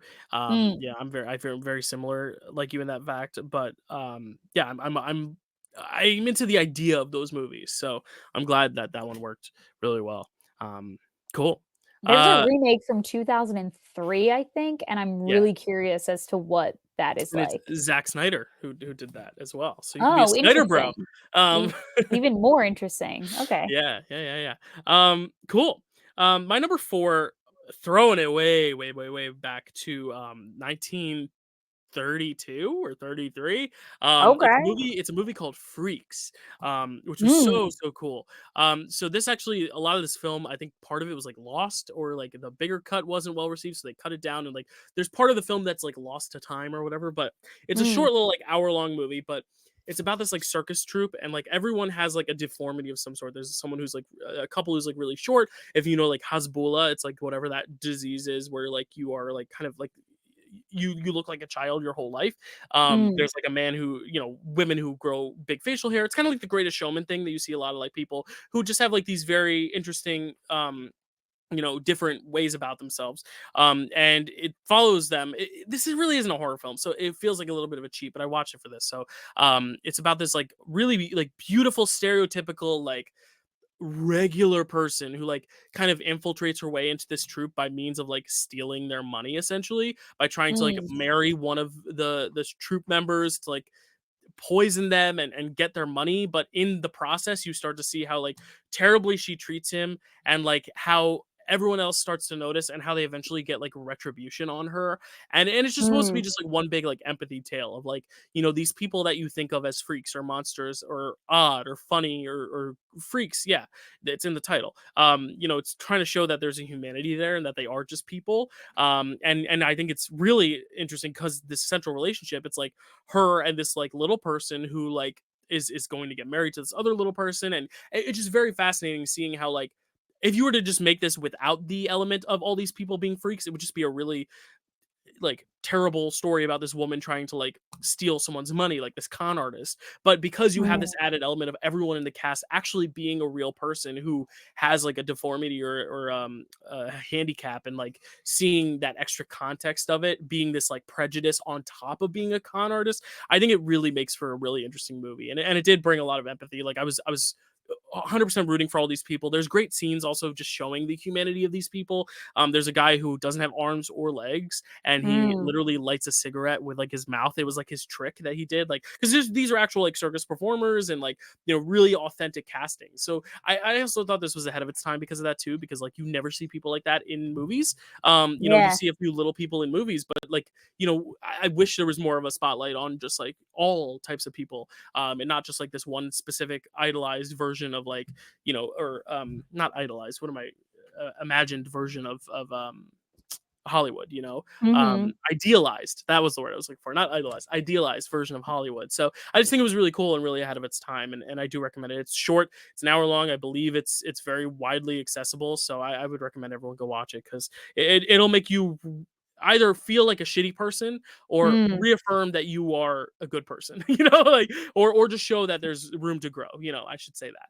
But Yeah. yeah, very fascinating. Just like and for a movie in the 30s to like tackle this stuff about like discrimination and prejudice, like very cool, very ahead of its time. And that lead woman is like one of the nastiest like cinema villains. Like she really is ruthless. So it Mm. is very, very fascinating though. And it broke my heart. It made me cry. So Wow, Freaks, dude. number 4. Yeah, it was cool. Well, you sold me. That sounds I'm Great. super intrigued. All right. Well, you gotta go check it out. It's great. What's your number 3, Kels? My number 3 was another sequel that I think came out in 2021. Ooh, Maybe 2019, actually. Doesn't matter. It was Doctor Sleep, 2019. You were close. 2019. Um, yeah, um, it was Like just like a like playing it. really, really, really well done movie and a really interesting story. And obviously, like this is based off of a book, written by Stephen King, and dude knows how to tell a story. Yeah. Like that. I mean, that's the only thing I can really say about that guy. Mm, And yeah, it was just like really interesting, and then there was a lot of moving parts to it, but I thought that they did each one really, really well. And I just want to say, I did. I have like some honorable mentions when it comes to my scary moments, but this one just didn't make the cut because at the end of the day, I think it was more upsetting than it was scary. And okay. there is like a pretty gruesome, like, um, depiction of violence against a child in this movie, which I Jacob thought Tremblay. was Yeah. insane. First of all, Jacob Tremblay, I said jump scare. I said, "What are you doing? Get back in the room." I don't know who let you out. Um, No! Get him out of the room. What are you talking Get him in the room. We don't want him in no, the I room. just mean No, I know what you can't what year separate him was from the 2015. 2015 was the room? Okay, Yeah. because I was like, "What?" I was like, "When did Jacob Tremblay, like, enter the sphere?" Um, Yeah. Have you seen Good Boys? He's in that too. He's yeah, also yeah, yeah. he's also But like a this full man now. It's crazy. He's like graduated high school. that's crazy. Makes me Um, feel yeah, so I was like, "Oh my god, is that Jacob Tremblay crazy?" And then you watch his character die very gruesomely, and it was just, like, very unsettling to watch, like, because obviously when it comes to, like, these children in these movies, like, you never really watch anything bad happen to a child, like, it's usually very much, like, implied or it's like they're already a ghost, so it's like you don't really see what happens to them, you just, like, hear about it, or it's, like, in very, like, grainy, far away flashbacks, it's never in your face, and this movie really goes there. And so I was like really taken aback and like really sad. Also, there's a movie. It's about Ewing McGregor plays Danny, the older version of Danny from The Mhm. Shining. Um, and slight spoiler because Danny has gone through so much trauma in his childhood, he kind of like escapes through it all in his adult life with drugs and alcohol. And so you do meet Danny in a pretty rough place. Like he's an alcoholic, but then throughout the movie, he meets someone who helps him find work, get his life together. He starts going to AA. And like for some reason, like watching Ewing McGregor like attend the first AA meeting in the movie, I was like crying. I was like tearing up. I was like, this is so beautiful. Like Mhm. I'm getting moved by this movie in like very different ways. And so it was really good. Yeah. Um Worth the watch. Yeah, like this is one that is like very well like renowned. Like people love it. And I think it's so Mhm. shocking because Stephen King famously hated The Shining, the movie, because he was like, it does Mm, not stay true to my book. It is not mm, faithful. I hate it. Stanley Kubrick, mhm, you suck. But mm. everyone loves The Shining because it's a fantastic movie. But it's Yeah. very different from the book. What I love about this film is that they were able to make a faithful adaptation to Stephen King's book while also making a faithful visual sequel to The Shining. Like it feels like Yeah. it fits stylistically with the movie, but feels right with the story for the book. To where Stephen King loves this movie, and that's crazy because he hated The Shining. So I think that's just a testament to Mike Flanagan. We may talk about him a little later as well. Just saying. Yes, yes, Um, because this was Mike Flanagan. it was, Yes. Oh yeah, my god, he's he's so great. And he's you see a brilliant. lot of his like trademark actors in this too. Did you notice the guy playing Jack Nicholson is Henry Thomas? Yeah, Yes, yes, yeah. I did. Clock that immediately. He did a great Jack Nicholson. So good. What It what I shows that you don't need to de-age actors and CGI them. You can actually just cast new actors. Whoa, what a concept! Yeah, So, yeah. mhm. And what my only critique about this movie was is that they would play the scene of like what happened, like especially once you get to the third act and you're, brought back to the hotel. um they would Danny would be walking around the hotel and then they would like cut to the scene from The Shining, and I'm just like, I didn't need that. Like I Yeah, didn't, like, I don't yeah, know, if you're going to see this movie, like you've definitely seen The Shining right. before, so like you Yeah, they don't don't need need to to be remind you. reminded of like the most iconic moments, like the "here's Johnny" moment, and then like him being like, "I'm not gonna hurt you, I'm gonna just bash your brain in," or like whatever he says. Like you already, like, those images and those lines are already have stayed with you throughout the years enough that you just don't need to be like actually forced down your throat reminded of. But it's a very minimal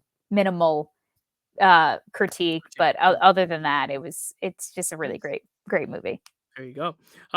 Number three, is very fun for me because Joker was my least favorite movie, but my third favorite was The People's Joker, which is a very indie like not even art house, but more like punk film, directed by Vera Drew, who is an out transgender woman, and she basically tells her coming out story and also her rise as a comedian, but told through the lens of a Batman SNL parody, essentially, like where like all the characters are like famous Batman characters, and like it's just such a unique way to tell a story because you could just tell a straightforward story, but like why not try to make it very distinctly and visually unique? Kind of create these images and characters to also kind of create a sense of like understanding of this experience through just the use of IP and just the overall meta narrative of like the fact that like Batman can only be owned by this studio and you can't, it's precious cargo and like this is our brand and our Batman, and it's like, yeah, but if I don't use the actual names of the characters and I slightly tweak the images, then I can use it for myself and I can basically transition this property to become whatever its own identity can be, which is a great model of Mm. her own trans identity. I love that, like she's using popular IP to show that we can show different angles of this thing. It's a diamond. It has beautiful things about every side of it. It doesn't have to be just one version. And you've remade Batman so many times. Like, why not have this really interesting take? Like, I just love it. I think it's so fun. It's very low budget and it feels that way. But I love that because it shows that like this filmmaker is just like on the brink of something special. And it's really cool to just watch her work within that budget and like show that no story is like too out of the box, and like, no matter how certain IPs are precious, no matter how precious they are, you can still find new ways of telling stories with them, which is so fascinating. And the fact that she was able to get around all the copyrights is even more impressive. But yeah, it's just Mhm. so funny. The humor is so good. Even if you don't know Batman too well, I think you would appreciate this, Kels. I think a lot of the humor is witty like that. I say SNL only because of like the low budget nature of it and like the kind of Sure. corniness of it, but it's, I think, even smarter than that. Like I think the humor is genuinely smart and profound to the transgender experience. So I just thought this was really cool. This was not on my radar. It came out this year. People voted for it, and I was like, you know what, this will be a fun one to watch, especially with the new Joker coming out. And it blew that new Joker out of the water. So the People's Joker's in, Joaquin's Joker's out. I'm happy. 2024, the year of women. Hopefully. Yeah, Oh there you god. go. I know you probably haven't heard of this one because no one really has. It like came out in a few festivals in like 2022, and then it finally came out in theaters this year. So Yeah. I hope people get around to it. It's so fun, so colorful, so distinct, Yeah. unique, and like so camp. I love it. I love it. I love that. Yeah, check it out. Um People's Joker, So 2024. my top 2, I kinda go back and forth with in my brain. I think I ultimately decided that on the order that they're in just because the first one is an old movie that has more sequels that I can visit, whereas this one that I'm about to talk about is kind of setting up the possibility of future projects with these characters in this story, but we don't know for sure yet because it just came out this year. And that is The First Omen. Oh, I was going to I was thinking something else. I was like, there's another one that just came out. Okay, cool. Yeah. No, yeah, this was the first of my watches where I was like, this was not only like a great scare, but also just like a really, really well done movie with great performances, great visuals, spooky stuff, body horror. Um, just it just had it checked all the boxes when it comes to a fantastic horror film, and it's such a great this is such a good example of what it can be to expand upon a story that already exists, and especially an iconic one such as The Omen. And even though it doesn't exactly align with the world that The Omen, you know, set up, there's like a few differences that, like, if you want to get nitpicky about and like real like, well, it doesn't stay true to this, well, whatever, it doesn't matter because I excuse all of it because this was just a really good movie. Yeah.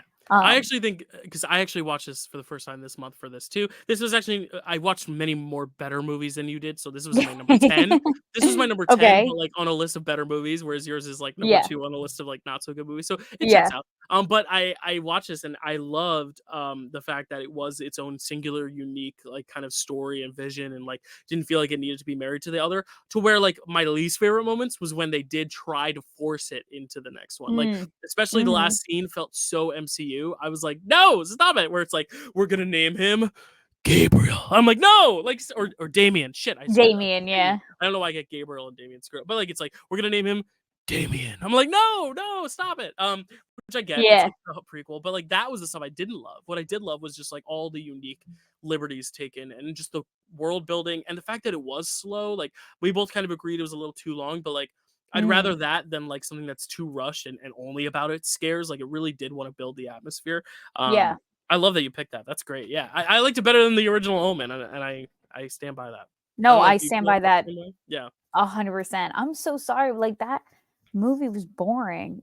yeah, and like I've come around a little bit on it since, and I think if I rewatch it now, having watched the first Omen or this new first Omen, then I might like it more. But yeah, I'm very pleasantly surprised with how good it was. And female directed horror. There we go. That's 2 in a row. People's Joker and First Omen.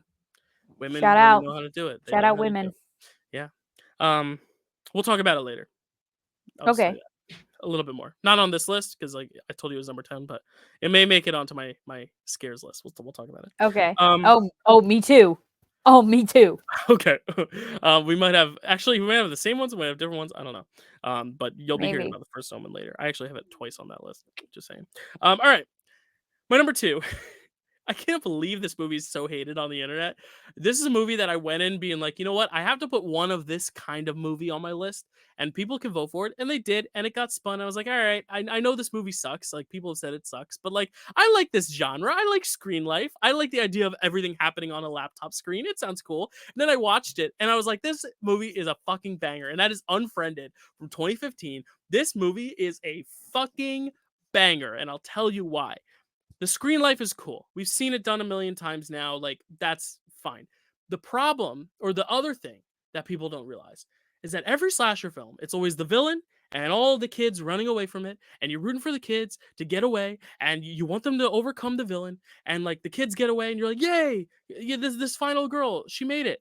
In this movie, they all suck. They're all despicable kids, and they should be punished for their bullying. I'm not saying they need to die. I'm not saying that. But they're stinking hoe bags. They're awful people, and that's a Survivor quote. Sorry, someone on Survivor last season called someone a hoe bag, so I use that a lot. Hoe bags, Stinking but hoe bags. stinking hoe bags. But I was so satisfied every time one of them revealed a secret, and I went, "You are such a shitty person." And you know what? I wasn't rooting for this mysterious entity, but I was like, you know what? These kids, they're getting what they deserve. And like it's fictional, so I can say that. Like I obviously am not for any kids getting murdered, obviously, but like in the context of this movie, I was like, these kids ruined this girl's life. And Mhm. now look at the reap what you sow, baby. And this is a perfect, great great encapsulation of social media and cyberbullying and the way you got to be careful what you post because you might be really fucking with some person's life. The fact you can just videotape someone at a party drunk, uncompromised, and put it on the internet and then like get popularity and laughs because of it, like, oh, it made me so riled up, and I love this. I thought it was so clever, and like just the idea of everything happening on a screen, so you feel like you can like relate to it. At least like our generation, the idea of like, oh, I don't know how to force quit. This is taking a while to load, and then like something will pop up and scare you. I thought this was so Mm. creative. I thought this was so clever, so well done. Um, yeah, I really love this. Have you seen this movie? I'm vaguely remembering it as you described, Dill. I Okay. know I've definitely seen they made a sequel called Unfriended the Dark Web, Uh-oh. Is and that I've bad? definitely seen that, and it was like fine, but Okay. I'm remembering bits and pieces from the original, and yeah, I agree with everything that you're saying about it. It was so fun. I had a Yeah, great time. So yeah, I do recommend this one. If anyone wants to give this another shot, please yeah, because I feel like it's so hated on the internet. But anyway, what's your they're number one, lost. Kels? What's your number one, Kels? My number one I already wrote it is down. my number one is Aliens. Yep, I knew it. I wrote it down. I have it right It's here. I can pull it Aliens up. because I think like I said, I'm just now excited to watch like the rest of the Alien franchise where with the first Omen, we don't know if this like these specific characters are going to be expanded upon or they're going to like make more Omen movies but it just in a different direction with different characters maybe, who knows. So this one I'm just like more excited to jump into the franchise. And it was just such like a beautiful depiction of like feminism and great scares and great effects and great world building and some really high stakes emotional moments with the addition of the kid in this movie and the relationship then that Ripley forms with the kid Newt and um Do you like Newt? You like Newt? yeah, Good. I know a yeah. lot of people are like, ah, she's annoying. I'm like, she's a kid, but No, I she agree. was I like Newt. cool. Yeah, She Newt's was cool. cool and obviously, like, she was a kid, so, like, she was very, like, timid and, like, afraid at first, but, like, you know, she was holding her own for who knows how long. She literally posted up in, like, an air vent when they Hmm. found her, and she had, like, all this stuff she collected around her, and now this group of people are here, and she's like, "No, none of y'all are making it because I was just with a group of adults that thought they could battle these things, and guess what? They're all dead. I'm the only one left. So you Hmm. guys think you're making it out?" And Yeah. these movies like really kind of turn everything on its head because people that you think might make it to the end with Ripley end up being some of the first people to be off like immediately. And there's a great there's so many layers to this movie. There's a great conflict in this movie that plays with it's almost similar to the conflict that was happening in Venom Last Dance when with the military and the scientists about what they Yeah. wanted to do with these aliens, but in this case it was like this huge corporation that was profiting off of the research like going into these aliens and like the military officials that were going head to head battling with these things where Ripley's going the entire time like no, we need to shut this all down, like pull Mhm. the settlement out of there. Like these things are going to kill us all versus, oh, well, we put a lot of money into this and like this, there's been millions, billions of dollars being funded into this. Like we need to, keep investigating these aliens. And it's just like kind of almost like this commentary on like corporate America and how like I feel like if we were in a position of like studying alien life form or anything like that, it would be definitely like a capitalistic, like money hungry thing, like especially here Mhm. here in America, instead of like a real like whoa, we need to be careful and listen to the scientists because how often do we listen to the scientists in this country? Not enough. And Yeah, it's so very topical. Just that whole so franchise, because every movie uh, deals with capitalism in like an yeah, interesting angle. yeah, Because like this one, as you said, it's so feminist, which is cool. Because like James Cameron, not who you would expect to deliver a feminist masterpiece, but he did it with Right. this. He did it with Terminator. He did it with Titanic. Like he's done some good ones. Yeah. Yeah, like I think it's very interesting, especially in future movies. Also, like the discussion of women's bodies and autonomy and like pregnancy comes into it as well. But just like the ultimate feminism like idea of like her being the last one standing because she was smart and she listened and she paid attention and she was not driven by ego or corporate greed and all that stuff. Like I just think it's so fascinating. Ripley's just one of the great characters. I prefer the sciencey alien stuff to the like shoot 'em up rah rah action stuff. So like this has never been like my favorite of those movies, but Mm. those movies are really consistent. They're really good. Like there's not a lot that I outright don't like, and the only one I could think of that I really don't like is the newest one. So and by then you've already liked enough of the other movies that it doesn't matter. So Yeah. yeah, I'm a big fan of Aliens. And I also just like that. I mean, like, they're alien creatures. So, like, who's to say, like, what their genders are? But, like, based Right. off of every other life form that I know, like, if you are the one in the relationship or the one in the species to, like, harbor and, like, procreate the offspring, you're more often than not the female. Hmm. And so I just loved that the kind of final battle was between, like, three women, like the alien knew and Ripley, because like it Good was point. she did. Oh my god. And then that scene where they like they're making their way out of the base and they just realize they're surrounded by a bunch of unhatched eggs. I was like, oh no, like this is not gonna end well. And it Yeah. was just It's almost the oh. same effect when you watch Gremlins 2, which we both watched this month, of the Mm, eggs just all over to yeah. a less extent. But Oh, um like when the sprinklers go off in the building and you realize, the "Oh eggs my are all god, yeah, yeah. everyone's getting wet right now." So Right. it's not gonna Right. be good. Right. Love it. Yeah, I don't have much else to say because you've said it all. Yeah. I'm so glad you checked that one out because I knew you'd be a fan of it just because like Yeah. women empowerment. And I'm very curious to see what you think of the next one because people have thoughts. I like the next one a lot. I like Alien 3, but a lot Okay. of people hate Alien 3, especially for what they do at the beginning of the movie. But you'll have to Okay. wait and find out. Um, all right, my number one thing I watched for 31 Days of Halloween is one I know you've been excited for me to finally watch. It is 575 minutes long, 10 episodes. Mr. Mike Flanagan. It is The Haunting of Hill House. Oh, It was great. It was great. I was worried it was a tad overhyped, and I do think okay. because I knew what I was getting myself in for, the scares weren't as scary Mm. because I was also surprised at how much it was not about the scares and it was about the drama, the family dynamics, the Mhm. grieving, the idea of moving on and being able to move on and what that takes and what it takes to get someone to realize they have to move on or have the ability or permission to.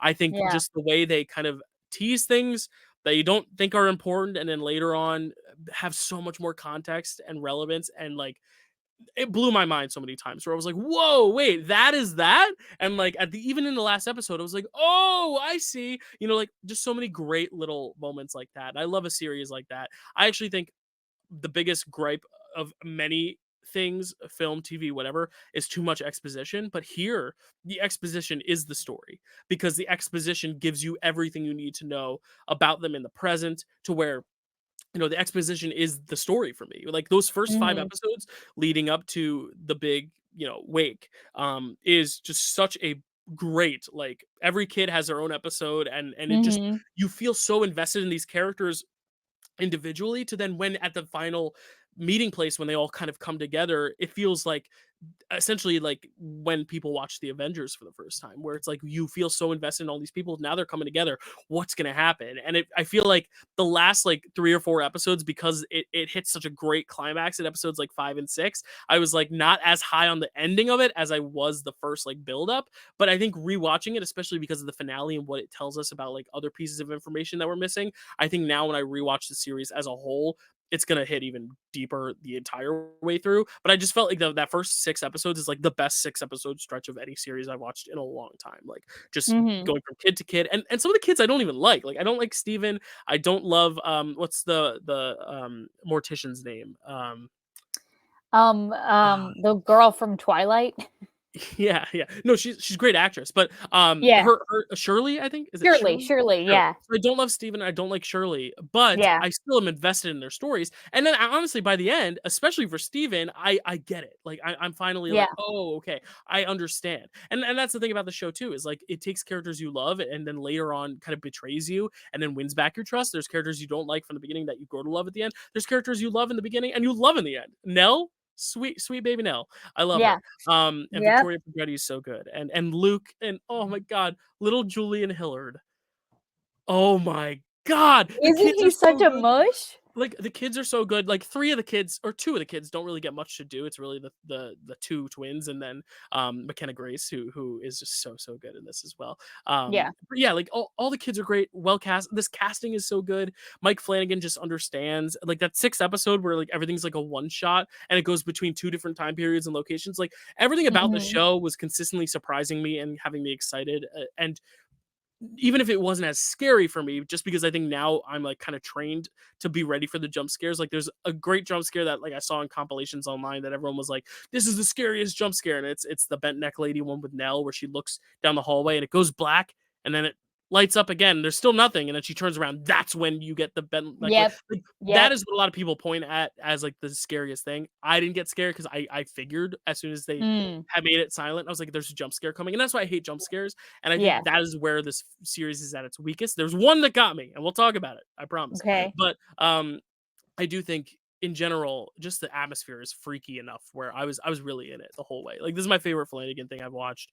Maybe next to like Hush, which I really love as well. But like I Mhm. really like this one. This is really good and just perfect character building, relationship building. It almost felt like This Is Us if it was horror. And I love This Is Us because I just love family stories that like transcend through generations and you feel like you know every member fully to where it doesn't feel like anyone's excess or anyone isn't important to the puzzle. It feels like everything is necessary. There's no chuffa, if you will. I Mm. actually explained what chuffa was on one of my TikToks. I forget which one, but I explained the chuffa mentality. But yeah, I loved it. I really loved it. It was great. It was the best first watch this month. I would say probably Monsters Inc., Halloween, and like this French film Titan were better, but I've seen those already, so I was not as surprised. This one, Yeah. I was like, wow, this is a banger from start to Oh, finish. Yeah. Dill, I'm There's like so one glad you episode. liked There's it. like one episode where I was like, that was all right. It was like the episode after the funeral. It's like episode like 7. Yeah. I was like, Yeah. that was all right. Everything else, freaking awesome. You know. Yeah. Yeah, Dill. I mean, like, not even like horror wise. Like, I just genuinely think that this is one of the best TV shows that I've Mhm. ever watched. Like, it just stays so consistently good throughout. And I just love those TV shows that you can go back and rewatch. And not only like from with everything that you know that's been revealed to you, you go back and rewatch, and it's like, oh, everything clicks into place, faster. But also, just like there's so many details in the background and like so many ghosts that you can find and creepy That's the things. stuff I want to rewatch for because I Yes. didn't get all that. Yeah. Oh, yeah. And obviously these are things that like, get pointed out like as like time goes on, like people make compilation videos of like, "Oh, did you notice this thing and that thing and that thing?" So it's like, you know, and I also just love the style that Mike Flanagan does that where he'll show you a scene from two characters' point of view. So you'll like watch something unfold from like in Steven's episode, and then you watch it again, like happen in like Nell's Luke, episode. so And yeah, yeah, no. yeah, Nell's especially because Nell ties it all together, yeah, and that episode just broke my freaking heart when she's yeah, dancing at her wedding. I was a mess, and I watched some of these episodes in Minnesota, and I was a mess. I was a mess. yeah, Um, yeah, so good. yeah, Ugh. yeah. Who's your It's MVP in performance for that show? Like, who's your favorite actor in that? oh God. I mean, Vic- Because Kate Siegel's also really good. Kate Siegel is great. No, she's really, Yeah. really great in everything that she does. I would have to say it's a toss-up between Victoria Pedretti and the mom, whose name is Oh escaping yeah, me right now. Carla Gugino or Yes. Gugino. I Yes. never know how to pronounce her name. She's the mom in Sh Night at the Museum too, right? she's the mom I think in so. Spy Kids. Oh, that too. Yes. All these actors are like that guy. Is like you like the one from Twilight. Shirley Elizabeth Reeser. Is she also in Grey's Anatomy? Is she Alex Karev Yes. Ava? Yes, she's Okay. Ava. Yeah, okay. That's what I thought. I'm good. Yeah. Yeah, it was like so many, like even seeing Henry Thomas, like that's the kid from ET, all grown up. Like I love that. Um, Yeah. he's one of my favorites. Yeah, so good. Yeah, um oh my god, Carla? Is that her name? Carla Gugino. Yeah, Gugino. I Someone tell me how to pronounce her last name. I almost Gugino is probably my guess. Carla as Gugino. two Italians still, we're failing our people. I'm gonna look it up. Um, I'm gonna look it up. she almost takes a cake for me just because I mean, obviously, like Victoria Pedretti does like such a great job with Nell, and like she really is Gugino. Gugino. Carla She Gugino. Yeah. she is the heart and soul of the story, so obviously it's very easy to fall in love with her. But Carla, on the other hand, has to give such a layered performance of, keeping up appearances as being a mom, but then also slowly kind of losing your mind Mhm. and like being menacing, but being sweet at the same time. Like there's a lot going on with that character. And she, I think, balances it all really, really well. And the casting is like incredible to begin with, like With like between the the adult older and younger yeah. versions. Even Yeah. even even Timothy Hutton and Henry Thomas, because I was like, why wouldn't they just age up Henry Thomas? But then I was like, no, it makes sense because also you're getting Timothy Hutton, Oscar-winning actor. I love him too. The only thing I didn't love was Henry Thomas's contact lenses because they look so fake. His blue contacts. The dad. I Oh, was like, oh, I didn't yeah, notice that. maybe because I've seen him as a kid in ET, I knew they were contacts, but just like Mm, they look so fake. Like I don't know, that was the okay. only big gripe. And then like that seventh episode, just after the build up to 6 episodes was so perfect, I just it fell a little flat. But I mean, it's so good. It's so good, and I loved it. I can't wait to rewatch it, and I can't wait to watch more of Mike Flanagan's. Have you watched any of his other series like Bly Manor, Midnight Mass, or House of Usher? You watch all those? Yeah, I watched House of Usher and Bly Manor. I haven't seen Midnight Mass yet, but Gotcha. I I've think heard Midnight Mass good is things about I it. believe it's Chad's favorite. Yeah, Chad's the one who's like Mm, got me on the Mike Flanagan hype train because he's a big Flanagan guy. I've learned that Flanistan is actually not really a term people should use. I heard it's kind of like a fake term. People say oh, I'm a Flanistan, but like you're oh, a okay. Flanagan fan, or I would even say a Fanigan. I don't know. A Anyway, Flanagan, right? a That's more fun. Stanigan. See, there you go. I like that better. Anyway, let's just one more time rattling off our top fives. Kelsey's top five: Insidious, or number five is Insidious Chapter 2. Number 4, Dawn of the Dead. Number 3, Doctor Sleep. Number 2, the boy through my pen. Doctor First Omens number 2, and then Aliens number 1. My top five: 5 is Hellraiser, 4 is Freaks, 3 The People's Joker, 2 Unfriended, number 1 Haunting of Hill House. There we go. Kels, let's talk about some scary moments. We don't need to elaborate too much, but Yeah, what's your like number 5 scariest moment? Did you rank these? I didn't really rank mine, so you can I just ranked say mine. okay. I ranked mine because I'll there's try to rank. one that takes the cake out of all of them for Okay, sure. there's one that takes the cake for me as well. But what is the fifth scariest thing this Fifth month? scariest for me is a moment from Evil Dead 2, Oh yeah, Evil Dead. um, which I had to represent some way somehow, or I fear Matt and Chad might kill me. Um, It's okay. so Every time Evil Dead has been eligible to be drafted, there were 2 times. One was when we did the director roulette, and one of the categories was Sam Raimi, and no one picked Evil Dead 2. And then the mm, second time was on Matt's birthday thing, where it was like horror comedy, and no one picked Evil Dead 2. And I believe there was also one more that it didn't get. It got picked for trilogies, but it has been snubbed a mm, lot on the what do you call it? Dill Pickle On Movie draft Network. days. Yeah, yeah. So I'm glad you're giving it its due. So there's just a moment where there's a lot of good like gore, but also it's like, it kind of it's a horror comedy, so it's like not like gore that you need to look away from. It's almost gore that you're like watching and you're like, "Oh my god, this is insane." And there's just this one moment where they're trying to like keep the basement door closed, but instead it like pops open and then literally like more blood than like the human body could possibly hold starts spewing out like crazy. And it was just like one of those like really jaw dropping moments of like, oh my god, to think that like this is what happened to like the whoever, I forget whose blood they're insinuating that it was, but it was just like all of this, like it was like literally like Niagara Falls amount of blood like spewing out from this cellar door, and it was just very, very like shocking. Nice. Yeah, I haven't seen that movie in such a long time that I need to revisit because like I'm vaguely remembering that moment, but I'm glad he Yeah. represented Evil Dead too. Sadly, all the things I'm going to be talking about here are movies that we've talked about already, but that's okay. Okay. One of them though is from my favorite first movie watch, which is Unfriended. My number 2 overall of the month.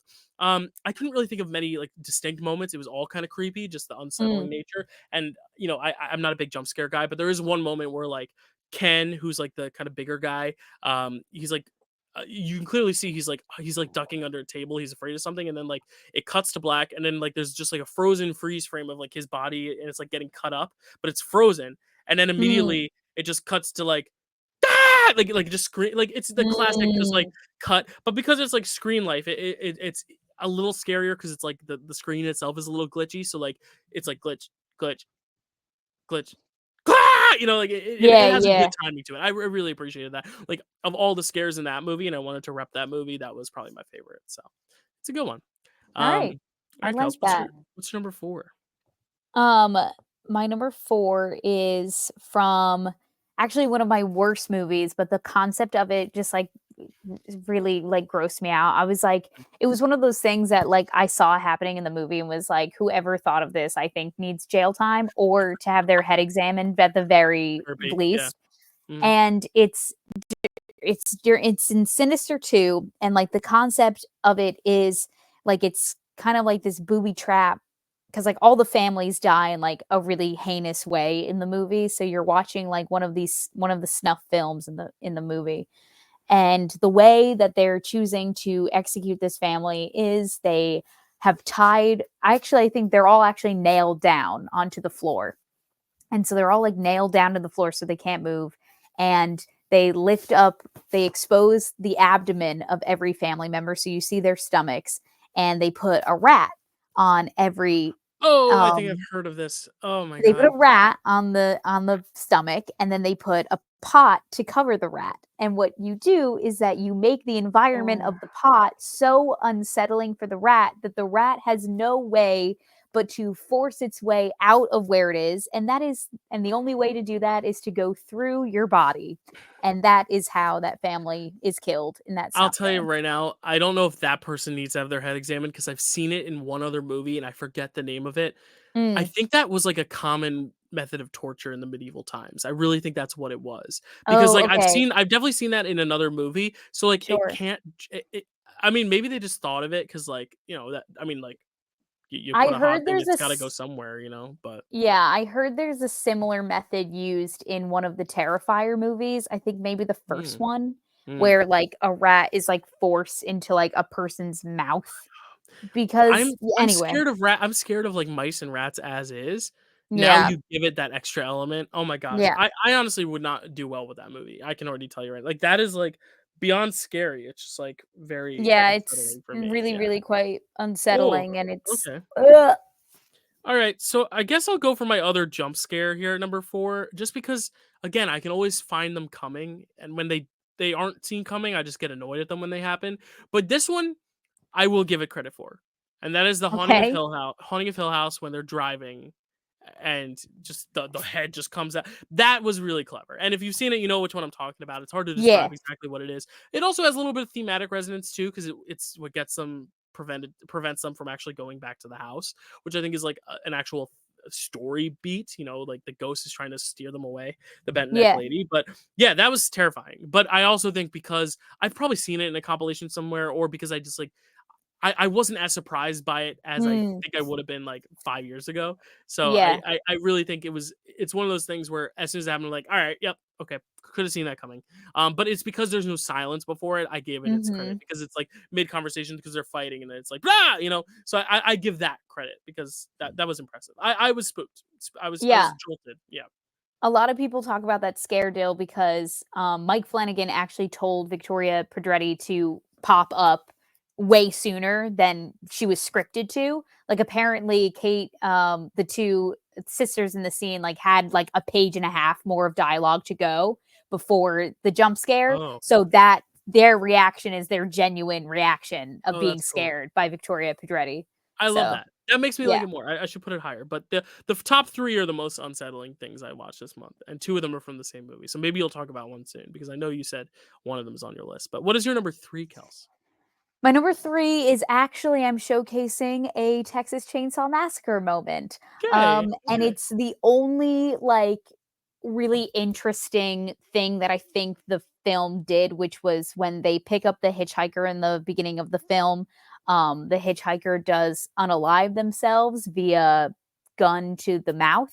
And so you have this literal, like, whole, like, brain splattering stuff happening in the van, and there is a, like, shot that takes you from the front seat of the car where the driver and Jessica Biel characters is, and you go out, you move out of the van to get all of their reactions to what just happened, and then the camera moves through the gunshot hole through the back of her head to outside the van. Ooh, So that's I freaky. just thought that I was like, oh, that was the most interesting thing that the movie did, and also, gross.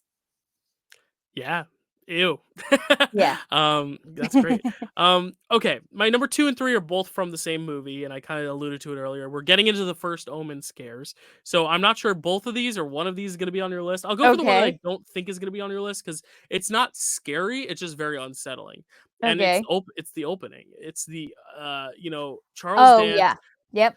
So there's it's hard to spoil. It is the first like 2 or 3 minutes, so I guess I'll say it. But like there's like a glass window kind of pane, like those church windows, those stained glass windows that's like Yeah. shattered and the glass is falling down or whatever. And like that's everyone's biggest fear, right? Raining glass. There's nothing scarier, at least Mhm. in terms of things that could rain on you.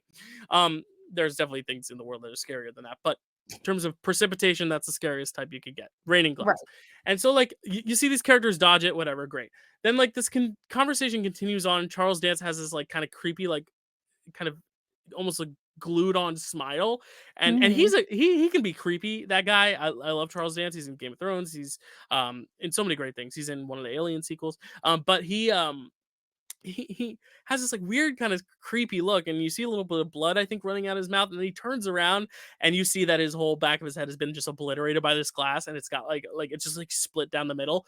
That was the most like whoa. That was the noise I made when I saw that. I was like whoa. I could not believe it. I was like wow, because also it's like a big actor and you're like, oh, Charles Dance is in this thing. I didn't remember him from any of the trailers. Yeah. Oh, okay, cool. And I'm like, oh, that's why. um Yeah. what a cool way to open the film, but also like yeah, like I looked at it, I Yeah. was just like, "Ooh," because it's like that visceral nature of like, "Ooh," like that's actually realistic too. Like the glass was just falling from the sky and just got him. Wow, way to open a movie. Yeah, I Dill, yeah, it wasn't even just the glass, it was like a giant pole that, like, that's right, went, like, right right, through the back of him, right. and it's like this moment of, like, oh, you kinda, like, look away, or it, like, probably I looked away during it, so there's probably, Gotcha. like, some sort of cut that, like, maybe as, like, an audience, you think, like, "Oh my god," like, is like, Right, because you "Oh, think he's okay because you he's don't. still standing, Yeah, like, he must be fine," but then as soon as he turns, you see the open wound. Oh my god. such good makeup, so Yeah. good. I love it. What's your number 2, Kels? Okay, so my number 2, I realize, is kind of like my first, like, proper jump scare. Like, the other 3 have kind of just been, like, really eerie, like, visuals that happened or concepts. And this was a proper jump scare that had me, like, really, really screaming. Honestly, this whole movie in general is good for just, like, if you just want, like, a really good just, like, scare. Mhm. I would recommend the Annabelle, movies. Mm. I watched Annabelle Creation for this 31 Frights, and there's just this one where there's a scene where the girls in the movie are playing hide and seek. So one of them finds like a crawl space to hide in the house, and you realize that it's kind of like interconnected with like the walls. So there's like a hallway you can walk down, whatever, Mhm. and your eyes adjust kind of to the dark, and you realize that the Annabelle doll is sitting in a chair, like in the crawl space with her. And that's Oh, not even the scary part. The scary okay. part is that once your eyes adjust a little bit more, and like a pair of two glowing yellow eyes appear next to the Annabelle doll, and you kind of see like the outline of like this demon face, and then before you can really even make out what you're looking at, the demon just quickly like rips the Annabelle doll away. Shit. And so you get like the sound effect of like the chair scraping the wood, and like the sound of like the whatever sound like the demon Nope. makes. I tap And out. then like obviously the little girl who's like hiding back there is like screaming. And so it was like a very good Wow. scare, because it's one of those moments where you're like, wait, what am I looking at? It's like kind of dark on the screen, and then like the closer you get and like the more intrigued you get, and then all of a sudden it's just like ripped away from you, and you're like, oh my god, like That's I great. just fell for it. Oh, classic. See, honestly, that's the best type of jump scare, where your attention is elsewhere. The worst kind is when it's just like an empty hallway and you're like, okay, like Right. what's gonna pop out. But when you're fixating on something else, you can't make it out, and then boom, it hits you. Like, at least Yeah. that's clever, and I give them kudos. All Yeah. right, so my number 2, also from the first Omen, and I still don't know if this is your scariest, but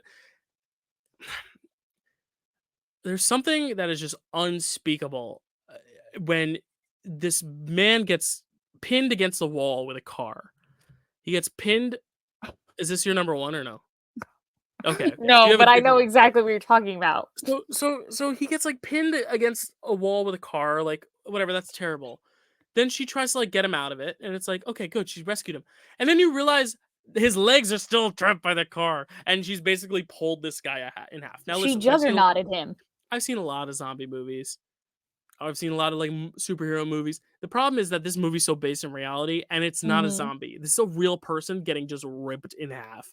Yeah. And it is so unsettling. Like, again, I'm not a big jump scare guy. I'm not a big like, oh, that monster's appearing out of the darkness. Like, but this kind of shit where I'm like, Yeah. oh my god, like that is something that could like, I'm grateful that that's never happened to anyone I know or me, but like, knock on wood, I think this is real wood. But I'm like I just like I can't imagine the feeling of that, because he's also conscious when it's happening too, because everything hasn't shut down properly, and his Yeah. heart's still beating when he's getting ripped off. It's crazy. It is absolutely nutso.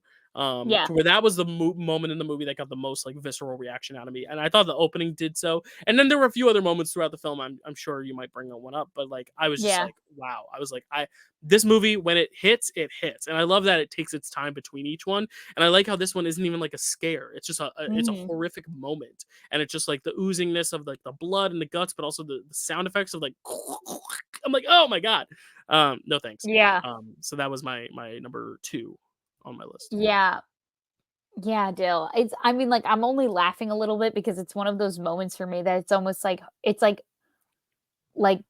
horrifically like funny a Like, little you bit. laugh because you can't believe it. You're like, what? Right. Yeah, yeah, yeah. Exactly. And Yeah, yeah. and plus like at first, because they like shoot it from like the waist up, like as she's like trying to help him get like out of from like in between the wall and the car, you think like, oh my god, like okay, yeah, like help him, but then all of a sudden like you hear this rip, everybody screams around her, and then she's just left like holding up his torso. And you're just like, "Oh Like, my it made god." me the queasiest I've been in a long time. Like, Yeah. I couldn't believe it. No, yeah, What's that your number moment's 1, Kels? Because definitely I rough. can't wait to hear what your scariest thing you watched this month was. My okay, this Same I movie? think yep, Okay. this image I think will haunt me until the day that I die, Mhm. and it's during, um it's during the first half of the movie where you're kinda getting to know, like, what the character's intentions are, why Margaret is where she is, all these sorts of things. And for some reason, like, there's kind of like the movie sets up a theme of like birth and like pregnancy and all of this happening. And so you meet a pregnant woman right at the top of the movie when she first gets to the convent, and then later on, now a few scenes later, now girly's got to give birth. It's that time, Yep, I knew this was it. Yep. and there's just so many shots of obviously like, birth is painful, it's uncomfortable. Obviously, girly's going to be screaming, and but she's not giving birth to just like a normal baby. She's giving birth to something else. And you get a really quick glimpse. They kind of tease it at first because you see shots of like a doctor sitting between like, her open legs while she's pushing. And so you don't really know, like, okay, we're not gonna go there, right? And then we do. And we get a nice view of what's happening as she's pushing and screaming and bad things are happening. And it's not it's not the miracle of life happening before your eyes. It's a demon hand crawling its way out of her vagina. And oh my god, it was comedic. It was comical what happened because the scene flashed before my very eyes before I could look away. And because Right. I was watching the movie on Hulu, immediately Oh, it cut to an an ad. ad. So then an ad like flashed in front of my face. So I was just left to like think about what Yo. I had just seen. Like there was no moving on to the next moment in the movie to like move on and recover. So I was just like sitting there for literally like 2 minutes, however long the ads are on Oh Hulu, my just god. being like, What? Yeah. I can't move on from that. Like, Yeah. it makes my skin crawl just thinking about it. Yeah, it's like this demon hand comes out and it's just like Whopper, Whopper, Whopper, Whopper. Like it's the No, burger. literally, that's what happened. It was It's like, just I "Wanna save I more always money on car insurance?" And I was I've like, always yeah, I've always wanted to make like TikToks of like the worst opportune moments for a commercial break. Like yeah, just like either very sad moments or like very horrific moments where it just cuts to like the Burger King Whopper, Whopper, what like because that's the funniest one to me 'cause it's so silly. yeah, I didn't put this one on. I had already put two on, and those were yeah. so unsettling. The reason is honestly because like I just rewatched a lot of the Alien movies, and in Prometheus, the prequel to Alien, a very similar scene happens in terms of Okay. pregnancy and like hands and aliens and stuff. So but no, it is very terrifying. Absolutely. Like, and especially as a woman, I'm sure like it's just the worst.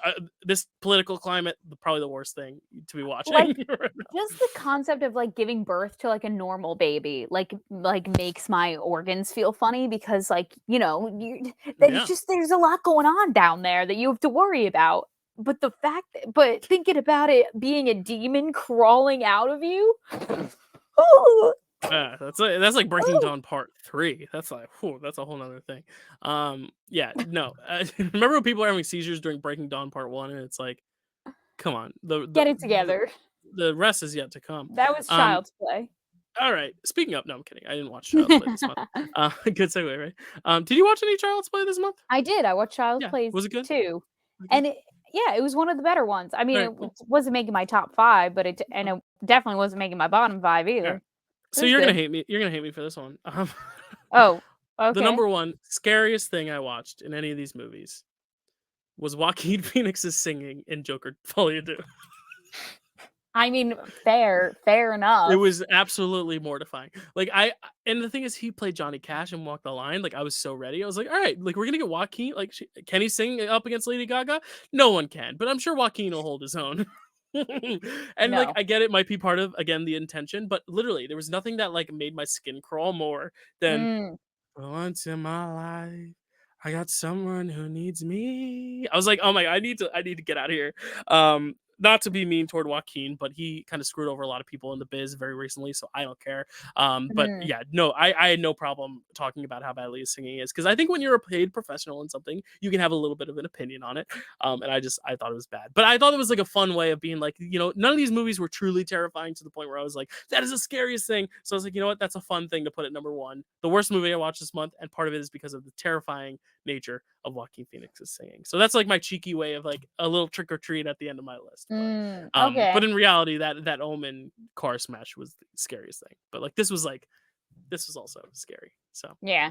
did you hear any of it in the trailer to be able to comment or not really? No, I don't remember hearing, like, either one of them really sing. I just remember, like, her I don't know, I just remember, like, really weird shots of them, Yeah. Well, like, being together. aren't you lucky? So yeah, there we go. Those are the scariest things we watch, scariest moments of the things we watch, good or bad. Any other movies to mention, Kels, that didn't maybe make your top or bottom five, but you want to shout out? I know we talked about Child's Play, we talked about Evil Dead a little bit, Annabelle. Anything else to mention? Any other recs? Let me see. I had 5 movies in my top 5. I only had Um, Wait, yeah. what? Wait, didn't you ask if I had any more recommendations? Yeah. No, I guess I confused what you just said. You were like, I only had top 5 things in my top 5. I was like, yeah. Well, I mean, like, I couldn't think of Oh, there were any only more 5. movies. Like, Okay, it there were was a only 5 that struggle. made the top of the list. Gotcha. Yes, sorry, I should have Okay. elaborated more, but then I got No, I got you. distracted No, looking at you're my good. list. You're good. No, yeah, I had trouble thinking of, like, 5 decent movies to talk about, so I don't Okay, so the ones that I talk about are the ones that I really recommend. cool. Um, yeah, that's it. Nice. That's all for Yeah, me. no, there's not a ton. I did want to also bring up Gremlins too. I know I like that a little bit more than you did, but I had fun with it. I think it's a good Yeah. time. You're like, no comment. Yeah, that was another one that I just wanted to bring up. And then like Phantom of the Paradise is a fun one that it was like a Phantom of the Opera, but like meets like punk 70s rock instead of opera. So I thought that was fun as well. But yeah, I think we talked about the best ones, the heaviest hitters here. Any other final comments just about anything? Halloween, anything else? I know this was a long one, but we had a lot of fun stuff to talk about, Kels.